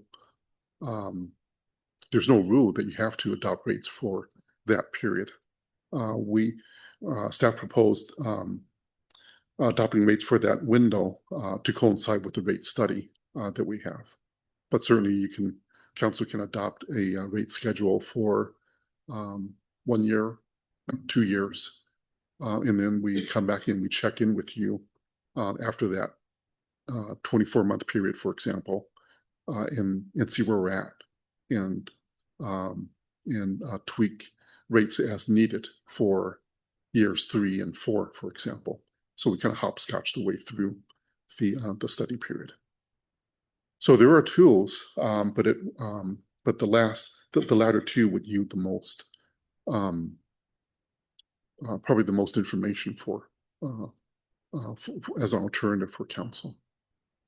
Thank you, because as I'm thinking through what Councilmember Colin pointed out is the total share of wallet, right? Like what is every household having to spend? We have our police services, we have sales tax, we have costs of goods. I mean, there's so many things hitting at once. What are those controllable levers that we can really dig in on and maybe not do radical increases for long term, but just do some manipulation over time? I don't want to get into the trap of deferred maintenance because I've been on this council long enough to kind of experience that sour taste as well. But what I'm hearing from you is that there is opportunity here to actually do a little bit more exploring. But I would need to understand what are the trade-offs of those explorations, and just volley it to my colleagues is that would that even be worthwhile pursuit if we explore this further, because we're not up against a specific shot clock. We can look at the scheduling of this and break it over time, as our finance director just described. So I think there are levers that we can take a cautious step forward while we actually refine the point that we need to get to, but understanding full well what those trade-offs are, especially if it's level of service and so forth. And you were going to say something. Sure, and I'll put Don on the spot here. It is a question of trade-offs, right? The maintenance worker that's being proposed for deferred maintenance, the capital projects that are being proposed, and if we push those out, what does it mean? So I might ask Don to respond to those. Yeah. So, excuse me. As far as the maintenance worker, right now we're just grabbing a couple pieces of knowledge I've got in my head.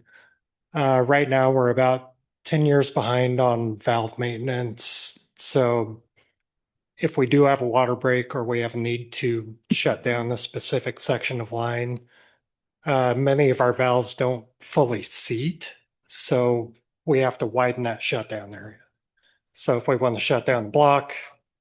It's the Manhattan Project that Martin just talked about a little while ago, right? Sorry? The Manhattan Project? Yes, exactly. We do keep up on our blow-offs, for example, because that has an effect on water quality. One of the things that we're about 3 to 4 years behind on is air vac maintenance. So air vacs are little devices that release air out of the water pipes. Air just kind of naturally builds up in them. If those things malfunction, there's a couple things that could happen. One is it sticks open, lets a bunch of water leak out. There's a significant water loss that could happen with that. If it sticks closed, then we're building a bigger and bigger bubble of air in there, which eventually that pipe is going to airlock and unintentionally shut down a portion of town. So those are a couple of things. Hydrant maintenance is another one. We're probably 2 to 3 years behind on hydrant maintenance. I don't think I need to speak to what happens if hydrant doesn't work. So as Martin alluded to earlier, that maintenance position is it's intended to help us catch up on some of that deferred maintenance. As far as the CIP projects, the bulk of the money in the CIP is replacing aging infrastructure. So if I remember right, the average age of our pipes right now is about 45 to 50 years old. Many of those pipes were built in the 50s, 60s, 70s, and they're made of asbestos cement, which has a 50-year life cycle generally. So what we've been seeing is a lot of leakage through those older pipes. Our distribution system losses since I've been here have hovered anywhere between about 10% to about 30%. So 10 to 30% of the water we produce is lost to leakage. So we do need to get a handle on that. That's a lot of wasted money. One, two, state law requires that 3-year rolling average for DSL be under 10%. If not, we need to have a water loss action plan to address that and bring that loss within the 10%. So again, the bulk of our CIP is to reduce that distribution system loss number. Mr. Tremolata. I don't disagree where Councilmember Elwood's going, but maybe I can offer maybe a strategy for us going forward. Martin, we're continuing to talk budget, through the year and the planning going forward. Maybe, I think inevitably we're talking about an increase, whether it's this percentage proposed or like to your point, we'll give you a number and but maybe we can run scenarios as we move forward with the budget where we take this increase and flatline it, right? Versus showing the increase and work that into the planning, right? Because it's a little bit ripping the Band-Aid off. Like, I think we're going to have an increase regardless, right? But your point's well taken is it can't just be put on the shelf and forgotten about. But maybe if we envelope this into the budget planning going forward and say, look, as a council, we did it. We hit the increase. We'd like to avoid that moving forward. So how do we plan accordingly, whether it's economic development or other items that we're pulling for, but let's keep water and sewer at this rate as we look at these different scenarios for 5-6 years out. I think that's somewhat included in what we've discussed in the past as we've seen the increases, but maybe it's an additional scenario planning that we could discuss that can maybe answer the concerns of Councilmember Elwood of what we don't want to do is pass an increase and then be back passing another increase in a year or two. Jocelyn. Yeah, I know we've been on this for some time.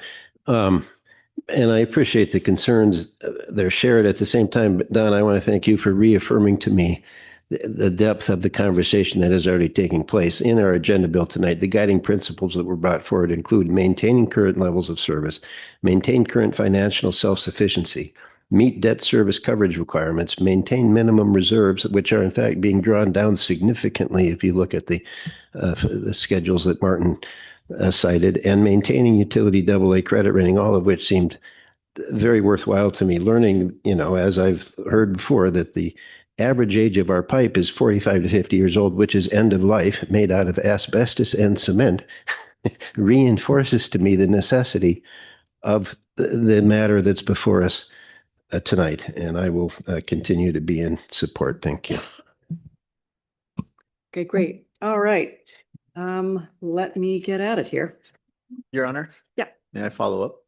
Yes, you may. So, and I respect that. And I don't think that figuring out how to sharpen the pencil, figure out different schedule of increases, or trying to understand different trade-offs and what levers that we can pull deviate from those guiding principles.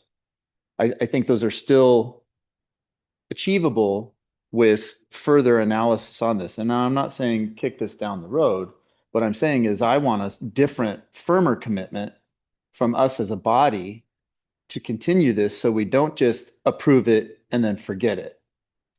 I think Councilmember Tremolata's point about rolling this into the budget cycling and thinking about that, or just reflecting on recent memory, all the work that we've done with the police services contract. We started with this bucket. It's going to cost this. Over time, we realized savings to get it down to here. And we're still exploring how to continue to make that transition to the new police services economical for our residents in the best case scenario. So I don't know how to bake that in to this particular policy decision that we're making, other than just say, yep, we approve these rates and now we're going to move on to the next agenda item. So I would be open if legal counsel or if Martin would offer a suggestion here, but I do not want us to walk away from this and just a dais promise that we're going to continue to look at this as one thing. And I have no reason to doubt that my colleagues will not continue up this marching exploration, but I want something a little bit more firmer in the commitment. I think we would owe that to our residents. Councilmember Elwood, if I can offer, perhaps we add this to F&A as to add onto the calendar for the budget cycle piece. I know that's not baked into the motion, but that's something that we can definitely, like we just did with another topic, we can bake that right in tonight and add that to F&A, and then that gets pushed through as far as what our priorities are to talk through this year, as you mentioned, to add it into the budget cycle. So we can definitely add that in right now and add it to the calendar, so that without putting it into the motion itself. Yeah, and what I can add to that comment from Amber is, for other jurisdictions that do approve, for example, a multi-year rate adjustment ordinance, that they would evaluate the financial performance of the utility at certain mileposts. So, for example, we would evaluate, let's say in November of 2026, hey, how are we performing relative to the forecast in the rate study? And is it a positive or negative variance? And why is that? And does that mean that we can, that the rate adjustment for 2027 can be tempered a little bit? So we can certainly do that, where we get on a cycle where we evaluate and do a deep dive on the financial performance of each utility once every 12 months.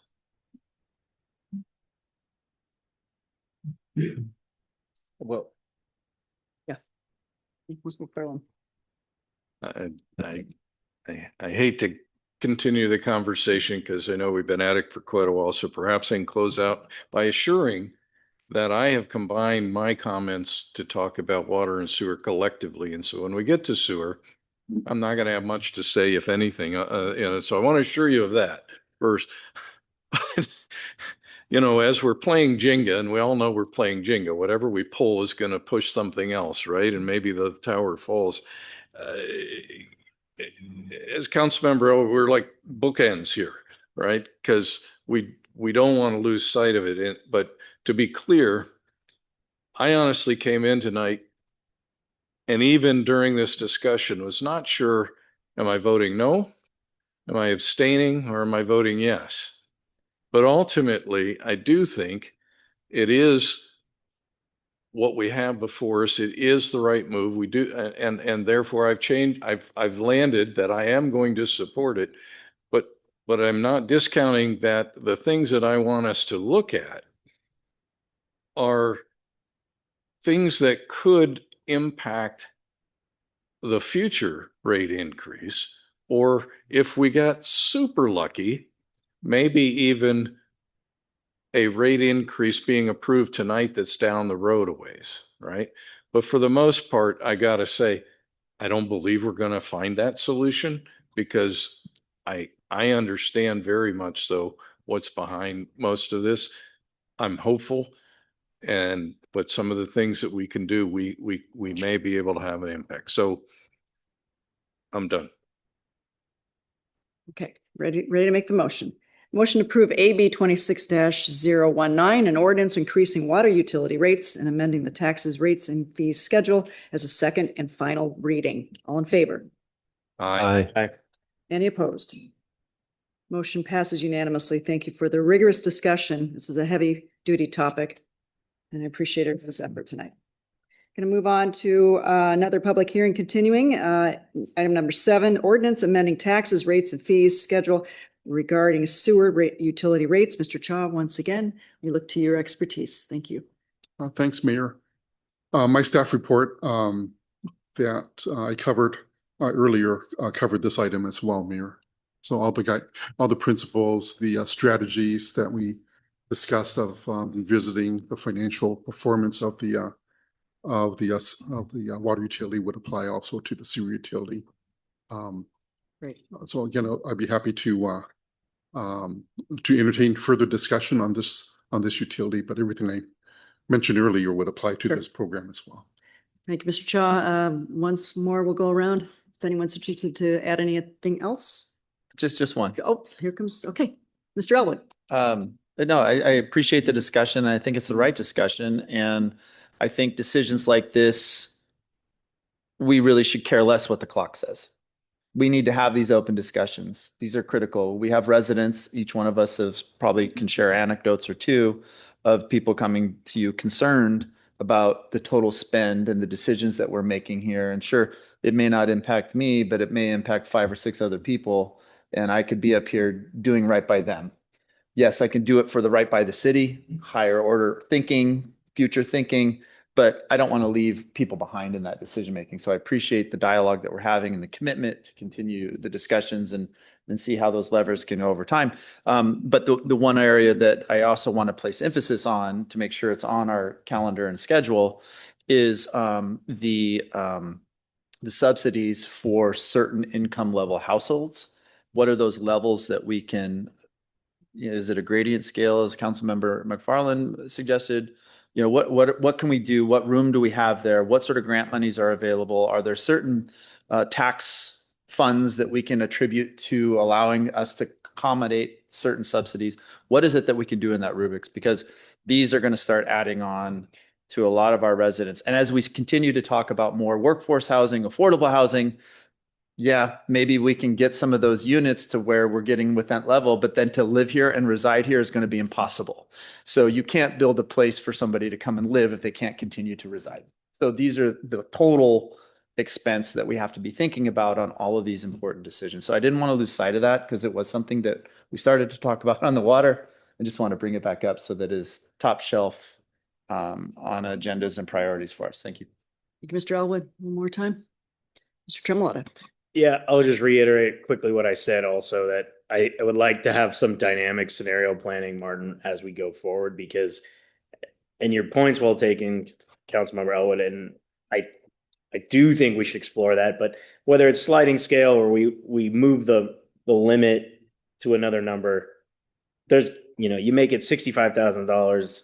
Somebody's making $70,000, they're going to feel it just as bad and they're not going to qualify. It's always going to be kind of that next group. So I want to be dynamic in being able to look at least the opportunity cost. If this council, we're going to say, look, we're done, we're flatlining. What does it look like? What are we losing? Where do we have to pull other levers? And then at least consider that scenario. It may not be the scenario we should take, but we should understand that, because things like this will always be, there's going to be fatigued. And to Councilmember Colin's point, like everything's becoming more expensive. And so if we're just adding even one more dollar onto that bill, it's going to be affected for everyone. Obviously, there's groups that are going to be more affected than others. But like I said, no matter where we move that bar, there's always going to be people that are going to struggle. And then frankly, there's people that are well above those incomes that are just, they have other costs that are associated. Maybe they have, family members living with them or other, there's just 101 different reasons why this would apply pressure to those families. And so I want to make sure we're looking at the solution across all demographics while also being cognizant of those most in need. So if we could do that as we move forward with the budget, I think that would be good discussion. Okay. Okay, Ms. Trustic, really quick. I'll just commit to, and I've taken notes, that Finance Committee will address some of these topics and bring it to the council for further consideration. I appreciate the suggestions. Great. Good. Okay. Anyone from the public? I'll open it up to you. If there's any interest. Okay. Anyone online tonight? Yes, we have Michael Thomas again. Okay. Michael, you're on again. Good evening, Council. Can you hear me? Yes. Okay, great. Michael Thomas again, common spelling, last name THMS, 1231 La Forest. It's very interesting listening to the combined water and sewer rate discussion. I'm going to limit my remarks to sewer, given knowledge, and some of this may be questions. I recall in the discussion for financing the sewer plant several years back that there was a particular target established for growth. And I believe that was in the neighborhood of 1,748 connections or residential connections. I am interested, being a septic owner, that it does occur to me that an increase in GFCs could be a source of these, of more people would be converting from septic to sewer. And one of your examples for that is potentially Sewer Creek. But my understanding of the Sewer Creek, of the Silver Creek item is frankly that only pays the ULID, or the basically pipes and lift stations. Again, I think people that may be facing these kind of conversions will need assistance. The county's analysis in participating in the septic code changes that a sewer conversion was close to 90,000, whereas a septic replacement was 46,000. So I'm very concerned about the affordability for people facing these conversions. For folks in Silver Creek, perhaps they're lucky, you're going to have some subsidy, but I'm still concerned by the cost of the GFC for these people as well as anyone else. Also, the monthly rates on sewer are certainly higher than septic. And again, I think people that need to look at this issue overall is, do people on septics also need assistance, either for supporting their existing septic system, and there is some assistance for the county for maintenance, but also for sewer conversion, and not just for Silver Creek. And that's a key point for all of us as we try to maintain our lower costs of living. Again, it would be good to get some insight as to where we stand on growth of sewer connections with respect to paying for the existing sewer plant. I didn't see that, and again, I saw a source of that to be septic conversions, but there are parts of the city that may never be within range of this. So that's another item. Finally, there was a comment about annexation earlier, and that would also apply to sewer. There are areas significantly outside city limits that have zero sewer, and at what point does that outstrip the capacity of your existing sewer plant? So it's a kind of an open question that folks might ask is, well, if you're going to start thinking about annexing places that are currently still within the UJ but outside city limits, well, then how do you provide sewer for it? Anyway, this concludes my comment. Again, I appreciate the long discussion, and hopefully there's some color as to where we stand on the number of connections that support the GFC, and also to express concerns about keeping our septic costs down for people that have these, and any conversion costs down as well, and support for that, and support for maintaining. Thank you. This concludes my comment. Thank you, Michael. Okay, we will now close the public hearing. And Ms. Rustick, this came through FNA again. Would you please make the motion? Yes, thank you. Motion to approve AB 26-020, an ordinance increasing sewer utility rates and amending the taxes, rates, and fee schedule as a second and final reading. Thank you. Do we have a second? Second. Thank you. A motion by Ms. Rustick, a second by Mr. McFarland. Ms. Rustick, do you have anything you'd like to add? I don't have anything additional to add. Thank you so much. Mr. McFarland, would you like to add another Nothing comment? to add. Okay. Any other council wish to have one further comment? Or okay. Oh, Mr. Jocelyn. I believe Councilmember Elwood attended the utility rate study. And I just want to reiterate the degree to which this issue is, we're not alone in this. It's gotten and has, it's top of shelf, top of mind for almost every city. And the projections in terms of the Brightwater treatment plant and what's going to be happening to sewer rates for those folks in King County who utilize that system is really frightening. So I want to thank the folks who came before me who had the insight in spite of the challenges and financial commitments and even the concerns just raised by the public going forward, but that this city has its own wastewater treatment plant is a big deal. Thank you. Well, if I may just add, I'm really grateful that we did phase 2 when we did.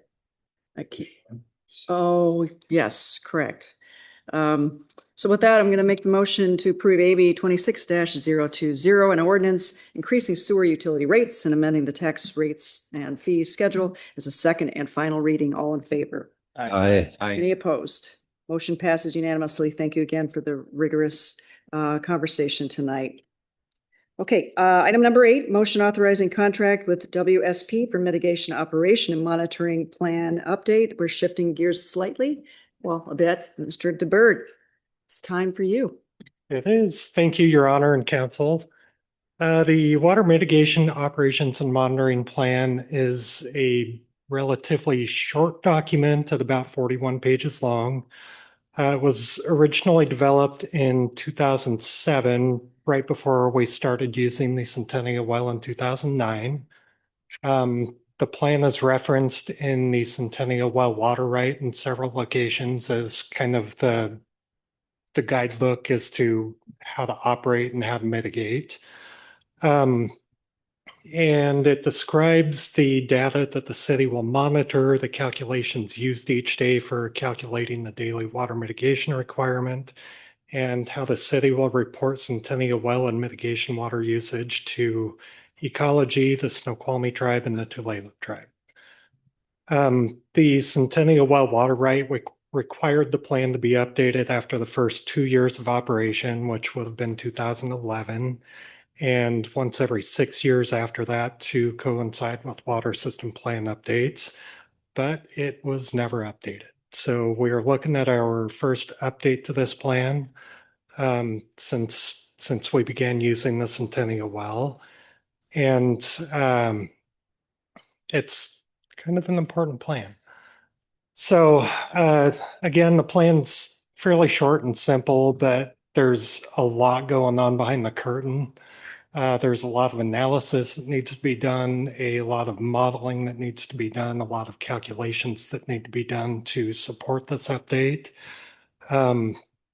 So that's why the cost seems kind of excessive for a 41-page document. It's a lot of work to get the back end done before you can get this document written. So the scope of work, the key items in the scope of work are to update the forecast report to reflect new data and assumptions, to provide a current basis for the updated O&M and water system plans. Collecting and analyzing data from 2019. I know the agenda bill says 2024. We are going to look at 2025 data to update water and mitigation demand forecasting, leakage rates, and stream flow profiles. That's a lot of the analysis that I just spoke about. Updating projections for Mount Si Springs and Hobo Springs flows, and evaluating the effectiveness of stream flow augmentation, otherwise known as mitigation, to understand the current mitigation capacity and efficiency. Forecast modeling has not been completed with Salal as the primary mitigation source, which, as you all are aware, that's kind of our plan going forward. So they're going to run several scenarios to understand the different operational strategies and how we can best optimize both mitigation sources to minimize cost to the city. And coordinating the water system plan updates to ensure consistency and integration between the two plans. Upon completion of the draft, the plan will be sent to the Department of Ecology, the Snoqualmie Tribe, and the Tulalip Tribe for review. Once they get their comments back to us, we'll need to address those and finalize it and adopt it here in-house. So the firm that we've selected to prepare this update is WSP, formerly known as Golder Associates. They were very heavily involved in getting the Centennial Well water right.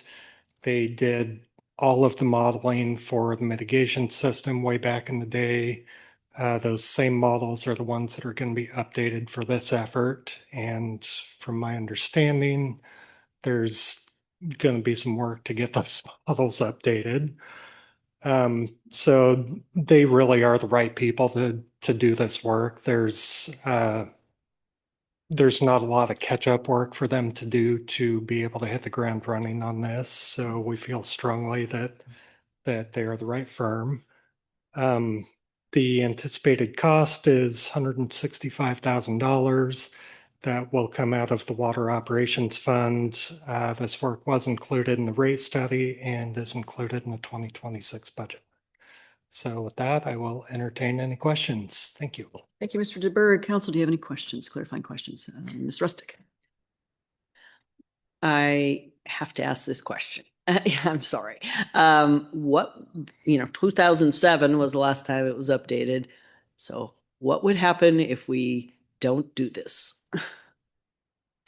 At this point, actually, we have a draft version of comments from King County on our water system plan.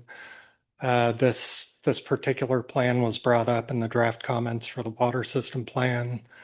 I know the Tulalip tribe and Snoqualmie tribe have both brought up updating this plan in the past, as has ecology.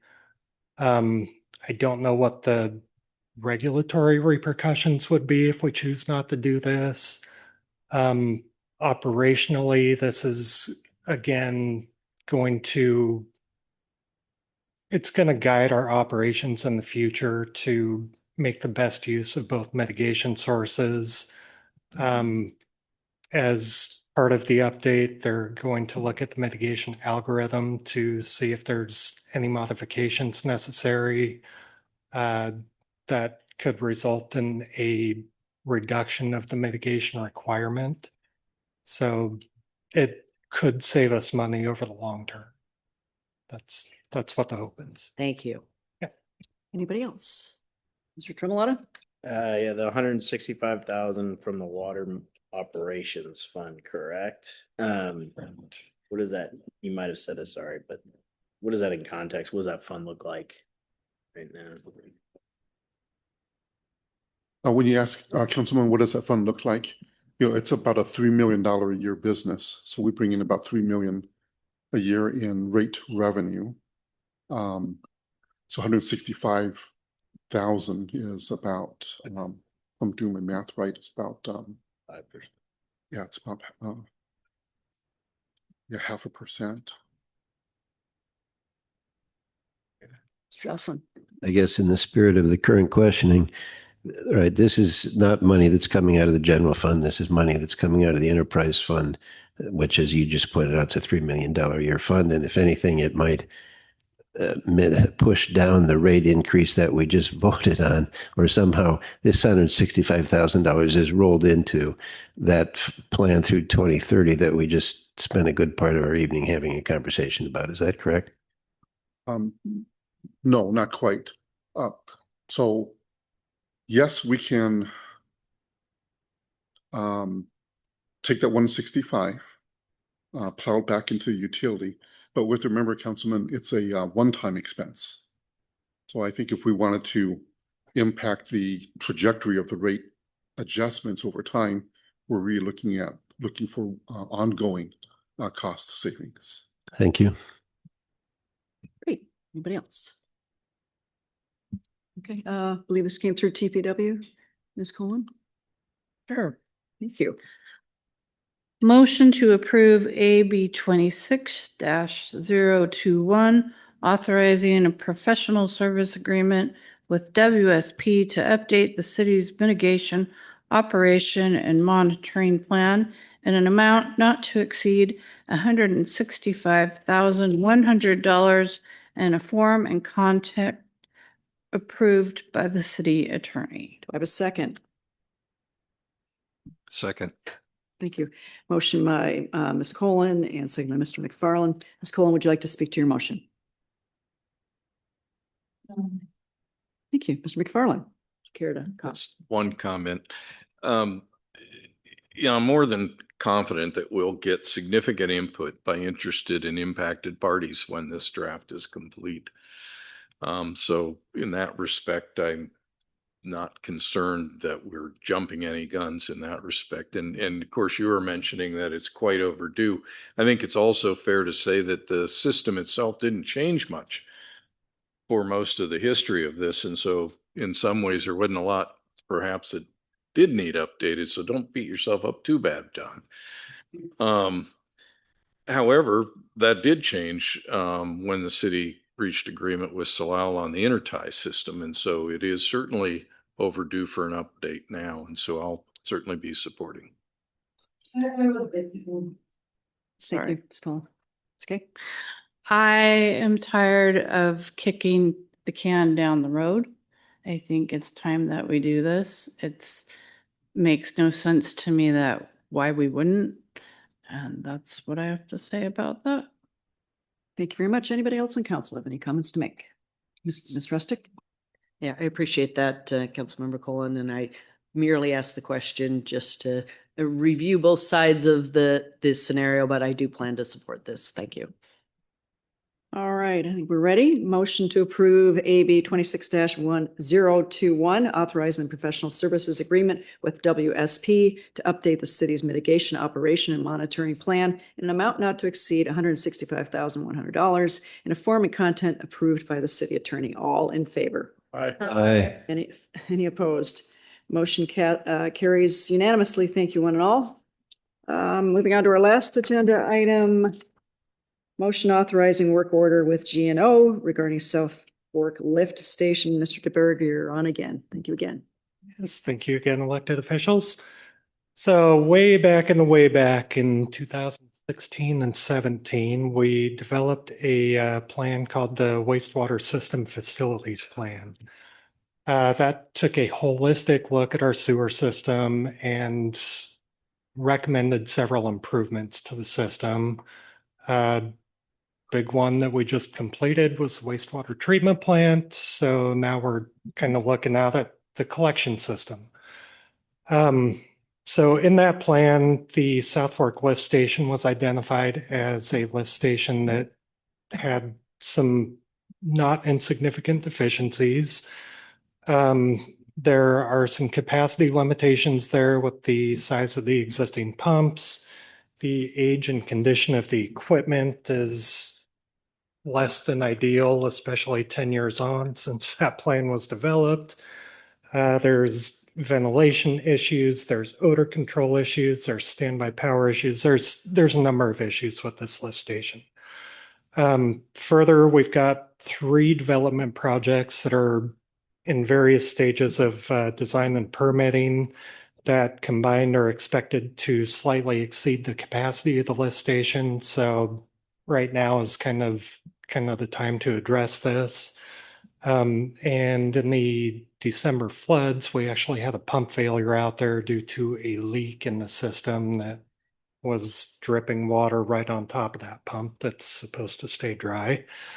So it's kind of an opportune time to start looking at that station and what we need to do to it and what we can afford to do to it. So this particular item is step 1 of that. It's preparing a preliminary design report for the rehabilitation of that station. So it's kind of a feasibility analysis of what's wrong with it, what can we do with it. Here's a bunch of different options. Here's about what they'll cost. We take a look at that, kind of go through the shopping list and say, yeah, let's do this, this, and this, and maybe we can not do this because, you know, we're running into budget constraints. So Gray and Osborne is the engineering firm that we've selected to do this work. Again, they're very familiar with our system. They've done a lot of work for us. There's little background and catch-up work that they need to do to get going on this. They were the authors of the wastewater facilities plan, so very knowledgeable of our system. Let's see. Yeah, cost impact is about $62,000. Because there is a growth component, we can use capital funds in this. However, it's probably largely going to be funded by the sewer operations fund. Again, this work was included in the rate study and is in the 2026 budget. So that's all I've got. Thank you, Mr. DeBerg. Any clarifying questions? Any insight on the need for a professional land surveyor and field survey crews on a project like this? If in my mind, we're rebuilding something that's already in situ. Yeah, so we will be doing the topo and boundary survey out there. So we'll get a good idea what's, excuse me, what's out there, how much room we have to do what we need to do, and how we can do that. Thank you. Anybody else? Okay, Ms. Collins came through TPW again. Make the motion. I would. Thank you, Your Honor. You're welcome. Motion to approve AB 26-022, authorizing a work order with Gray and Osborne Incorporated to prepare a preliminary design report for the rehabilitation of the South Fork Lift Station in an amount not to exceed $61,800 in a form and content approved by the city attorney. Do I have a second? Second. Okay, we're going to give that to Ms. Rustic. Because she's actually good, was ahead. Okay. Motion by Ms. Colon, second by Ms. Rustic. And Ms. Colon, would you like to add, or would you like to comment to your motion? I think it's important to look into fixing things that might not be working right.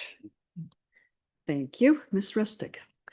Yes, this is a perfect example when we were talking about the rate study of a project that, costs are so much larger. We have an existing station. This is just the preliminary design, the first phase, which is probably only about 5% of the overall project. And yet it's, $61,000. So I definitely support it. It's just definitely a perfect example of, just how expensive it is to maintain our infrastructure. So thank you. Thank you. Anybody else from council? Mr. McFarland? Just echo Councilmember Rustic's comment. We're just on the beginning of this. We'll be seeing an engineering contract on the chosen solution, then we'll be seeing construction contracts. So I agreed that this is alerting the public, but again, it's within our utility. This is something it's worn out, time to replace. Yeah, I've actually been out there firsthand. Okay, motion to approve AB 26-022, authorizing a work order with Gray and Osborne, Inc.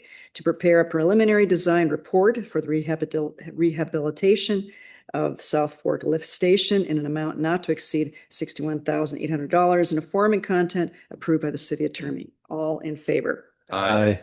Any opposed? Motion carries and is unanimous. Thank you, one and all. We're almost closing out the night. Mayor, council, administrative concerns and initiatives. Let's start with Mr. McFarland, please.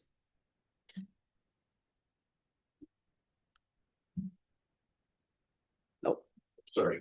Oh, no, I'm starting with you. I was busy pulling up my comments to hear you asking for my comment. Okay, ready when you are. Okay, no more seconds for me tonight. Thought for the night. In a short time, this council will again be offered a chance to make an impact for those in need right here at home. And I'm sure we'll hear from many interested parties in the community. I encourage you to listen very carefully to the words from the podium and from the dais, to a deeper meaning. This train's been a long time coming, which takes me to my song of the night. A couple of months ago, a new movie came out about Bob Dylan. Frankly, it was just okay, but his music is enduring. And one you surely know is Blowin' in the Wind from 1963. So, paraphrasing some lines out of it. Yes, and how many times can a man turn his head and pretend that he just doesn't see? Again, I encourage you to give the song a listen, read the words, understand what's being said in the context of what's going on in our country today. Thank you, Mayor. Thank you, Mr. Jocelyn. I believe what my fellow council member is referencing is our work study coming up next week on the 230 Main Affordable Main Housing Project, perhaps among other things. And that's a conversation that I'm looking forward to. That's all this evening. Thank you. Thank you, sir. Mr. Tremolata. Yep. 19% of adults struggle each year with some type of anxiety disorder. 10% of adults have some level of mood disorder. So these are depression, anxiety, panic, what have you. Each year, approximately 44 million American adults will experience a serious mental health condition, and less than half of them will seek treatment due to stigma and discrimination. So I'll continue to speak from the dais about mental health and how much it matters, and encourage everybody to seek the help they need, seek a friend, seek a family, have a cup of coffee, make the phone call, check in on each other. Mental health matters. Thank you very much, Mr. Tremoletta. Ms. Rustick. Thank you, Your Honor. I don't have anything this evening. Okay, Mrs. Cohen. I would like to thank the Snoqualmie Valley Basketball League from the Ridge for donating clothes to help me with my homeless population in Harborview. And they were so generous. I had so much, and I ended up giving it to Reclaim in Snoqualmie. And they just keep giving. And now they call me the donation lady, which is like awesome. I don't want to be that lady, but I am. And then also, I just want to say thank you very much. They've been very generous. Wonderful. Ms. Torgerson. Why, yes. I just wanted to say a couple things about community and economic news. For those of you who don't know, Old Navy Outlet just opened up this weekend and they were super busy. Lots of cute clothes in there as well as other things. And then pretty soon we're going to have Bath and Body Works coming. So keep an eye open for that. I can't wait to go there myself. And then some of you might know that there's a big soccer tournament coming down the pike here. It starts on June 15th in our local area and goes to July 6th. And these games are going to bring lots of tourists, and hopefully they'll be visiting our town and helping our businesses. And for everybody else, look out for some watch parties because they should be pretty fun. And if you need a movie tip, I saw Solo Mio this weekend and it was awesome. You got to go see it. Fun. Mr. Elwood. Thank you. Yes, mental health is a very important topic that we need to pay attention to. And so I appreciate Councilmember Tremolata keeping it top of mind for us. On a, I guess, lighter note, but also kind of segues from mental health, of dealing with anxiety and all sorts of interesting stuff. Valley Center Stage, which is our local community theater, partners with Salal Grange, so it's two nonprofits working together. Salal Grange does community benefits for open mic nights. They make blankets for homeless. There's a lot of food drives. There's a lot of things that they do. And where I get into the anxiety piece is the performance arts. What we have, folks that come through Valley Center Stage to be a part of productions, and including the one that we're recently putting on, which is Macbeth. To think about it in one way, we have probably over 30 some odd people have volunteered to be a part of this production. Now, Valley Center Stage doesn't pay anybody. I'm on the board. Board members don't get paid. Matter of fact, to be on the board, you spend a lot of money. But it's a nonprofit that really allows opportunity for people to explore something new. In this particular production, we have folks that have just recently retired, that it's always been a thing for them to try to get in front and speak in front of people, do things like that. Other folks that, maybe have wanted to understand art, painting, building, construction. We've had volunteers, interns from Two Rivers High School here show up, help build the sets. We try to organize through the schools to help them, at least provide that opportunity. So, when you support the local arts, especially in a community theater dynamic, it's more than just going and seeing a show, which is a cool thing.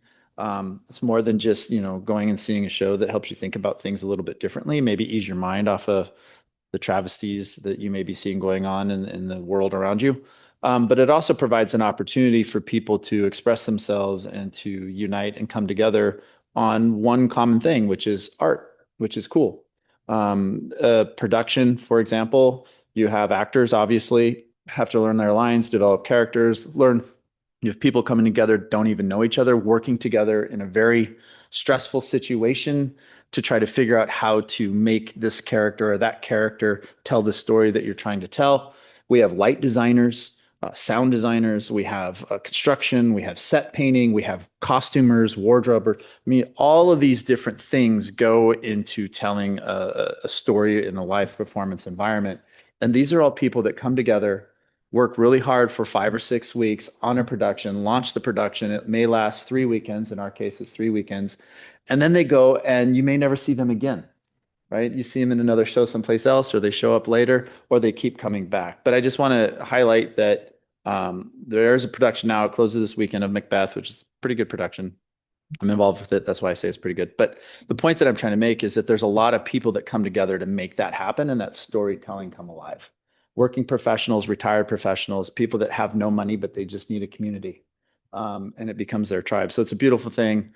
So come check us out. Just doing so, even if you don't like the topic, even if you think the performance sucks, it doesn't matter because your ticket is helping these people do something cool in the community that they wouldn't otherwise have the opportunity to do. So please support all your local arts or any sort of community endeavors like that. Thank you. Wonderful. Ms. Emery. Just want to say thank you to our public works staff planning for our potential snow event that we're going to have today, which I guess it is snowing at the moment in time. So I want to say safe travels to staff that are going to be on their way home tonight and council. So I'm just wanted to say thank you to our public works team who work around the clock to get that prep going. Can't quite see the snow from my view, but I'll believe you. Okay, please join me for my meetup of the mayor series starting again tomorrow at 11 o'clock. I'll be at the Trail Youth. Please come with any questions you have. If we don't have the answer at hand, we'll go and find it for you. It's always fun. The Trail Youth is located at 226 East North Bend Way. I just want to say quickly that thank you to the city of Snoqualmie who donated the original welcome to Twin Peaks sign that we used tonight for a proclamation. That's an example of working together, two cities just helping each other. It's always open to that. And thank you again to council tonight for your excellent engagement. I appreciate that. To staff, amazing job as always. And to our community who spoke up tonight, whether you're online or in person, thank you for being here to the very end. And I won't say it's bitter. I hope it's not bitter. I just said it was bitter, didn't I? Okay. Thank you very much. And with that, let's have a motion for adjournment. Okay, second. Thank you. Thank you, one and all. Be safe in the snowy conditions. I'm hungry. I haven't had dinner.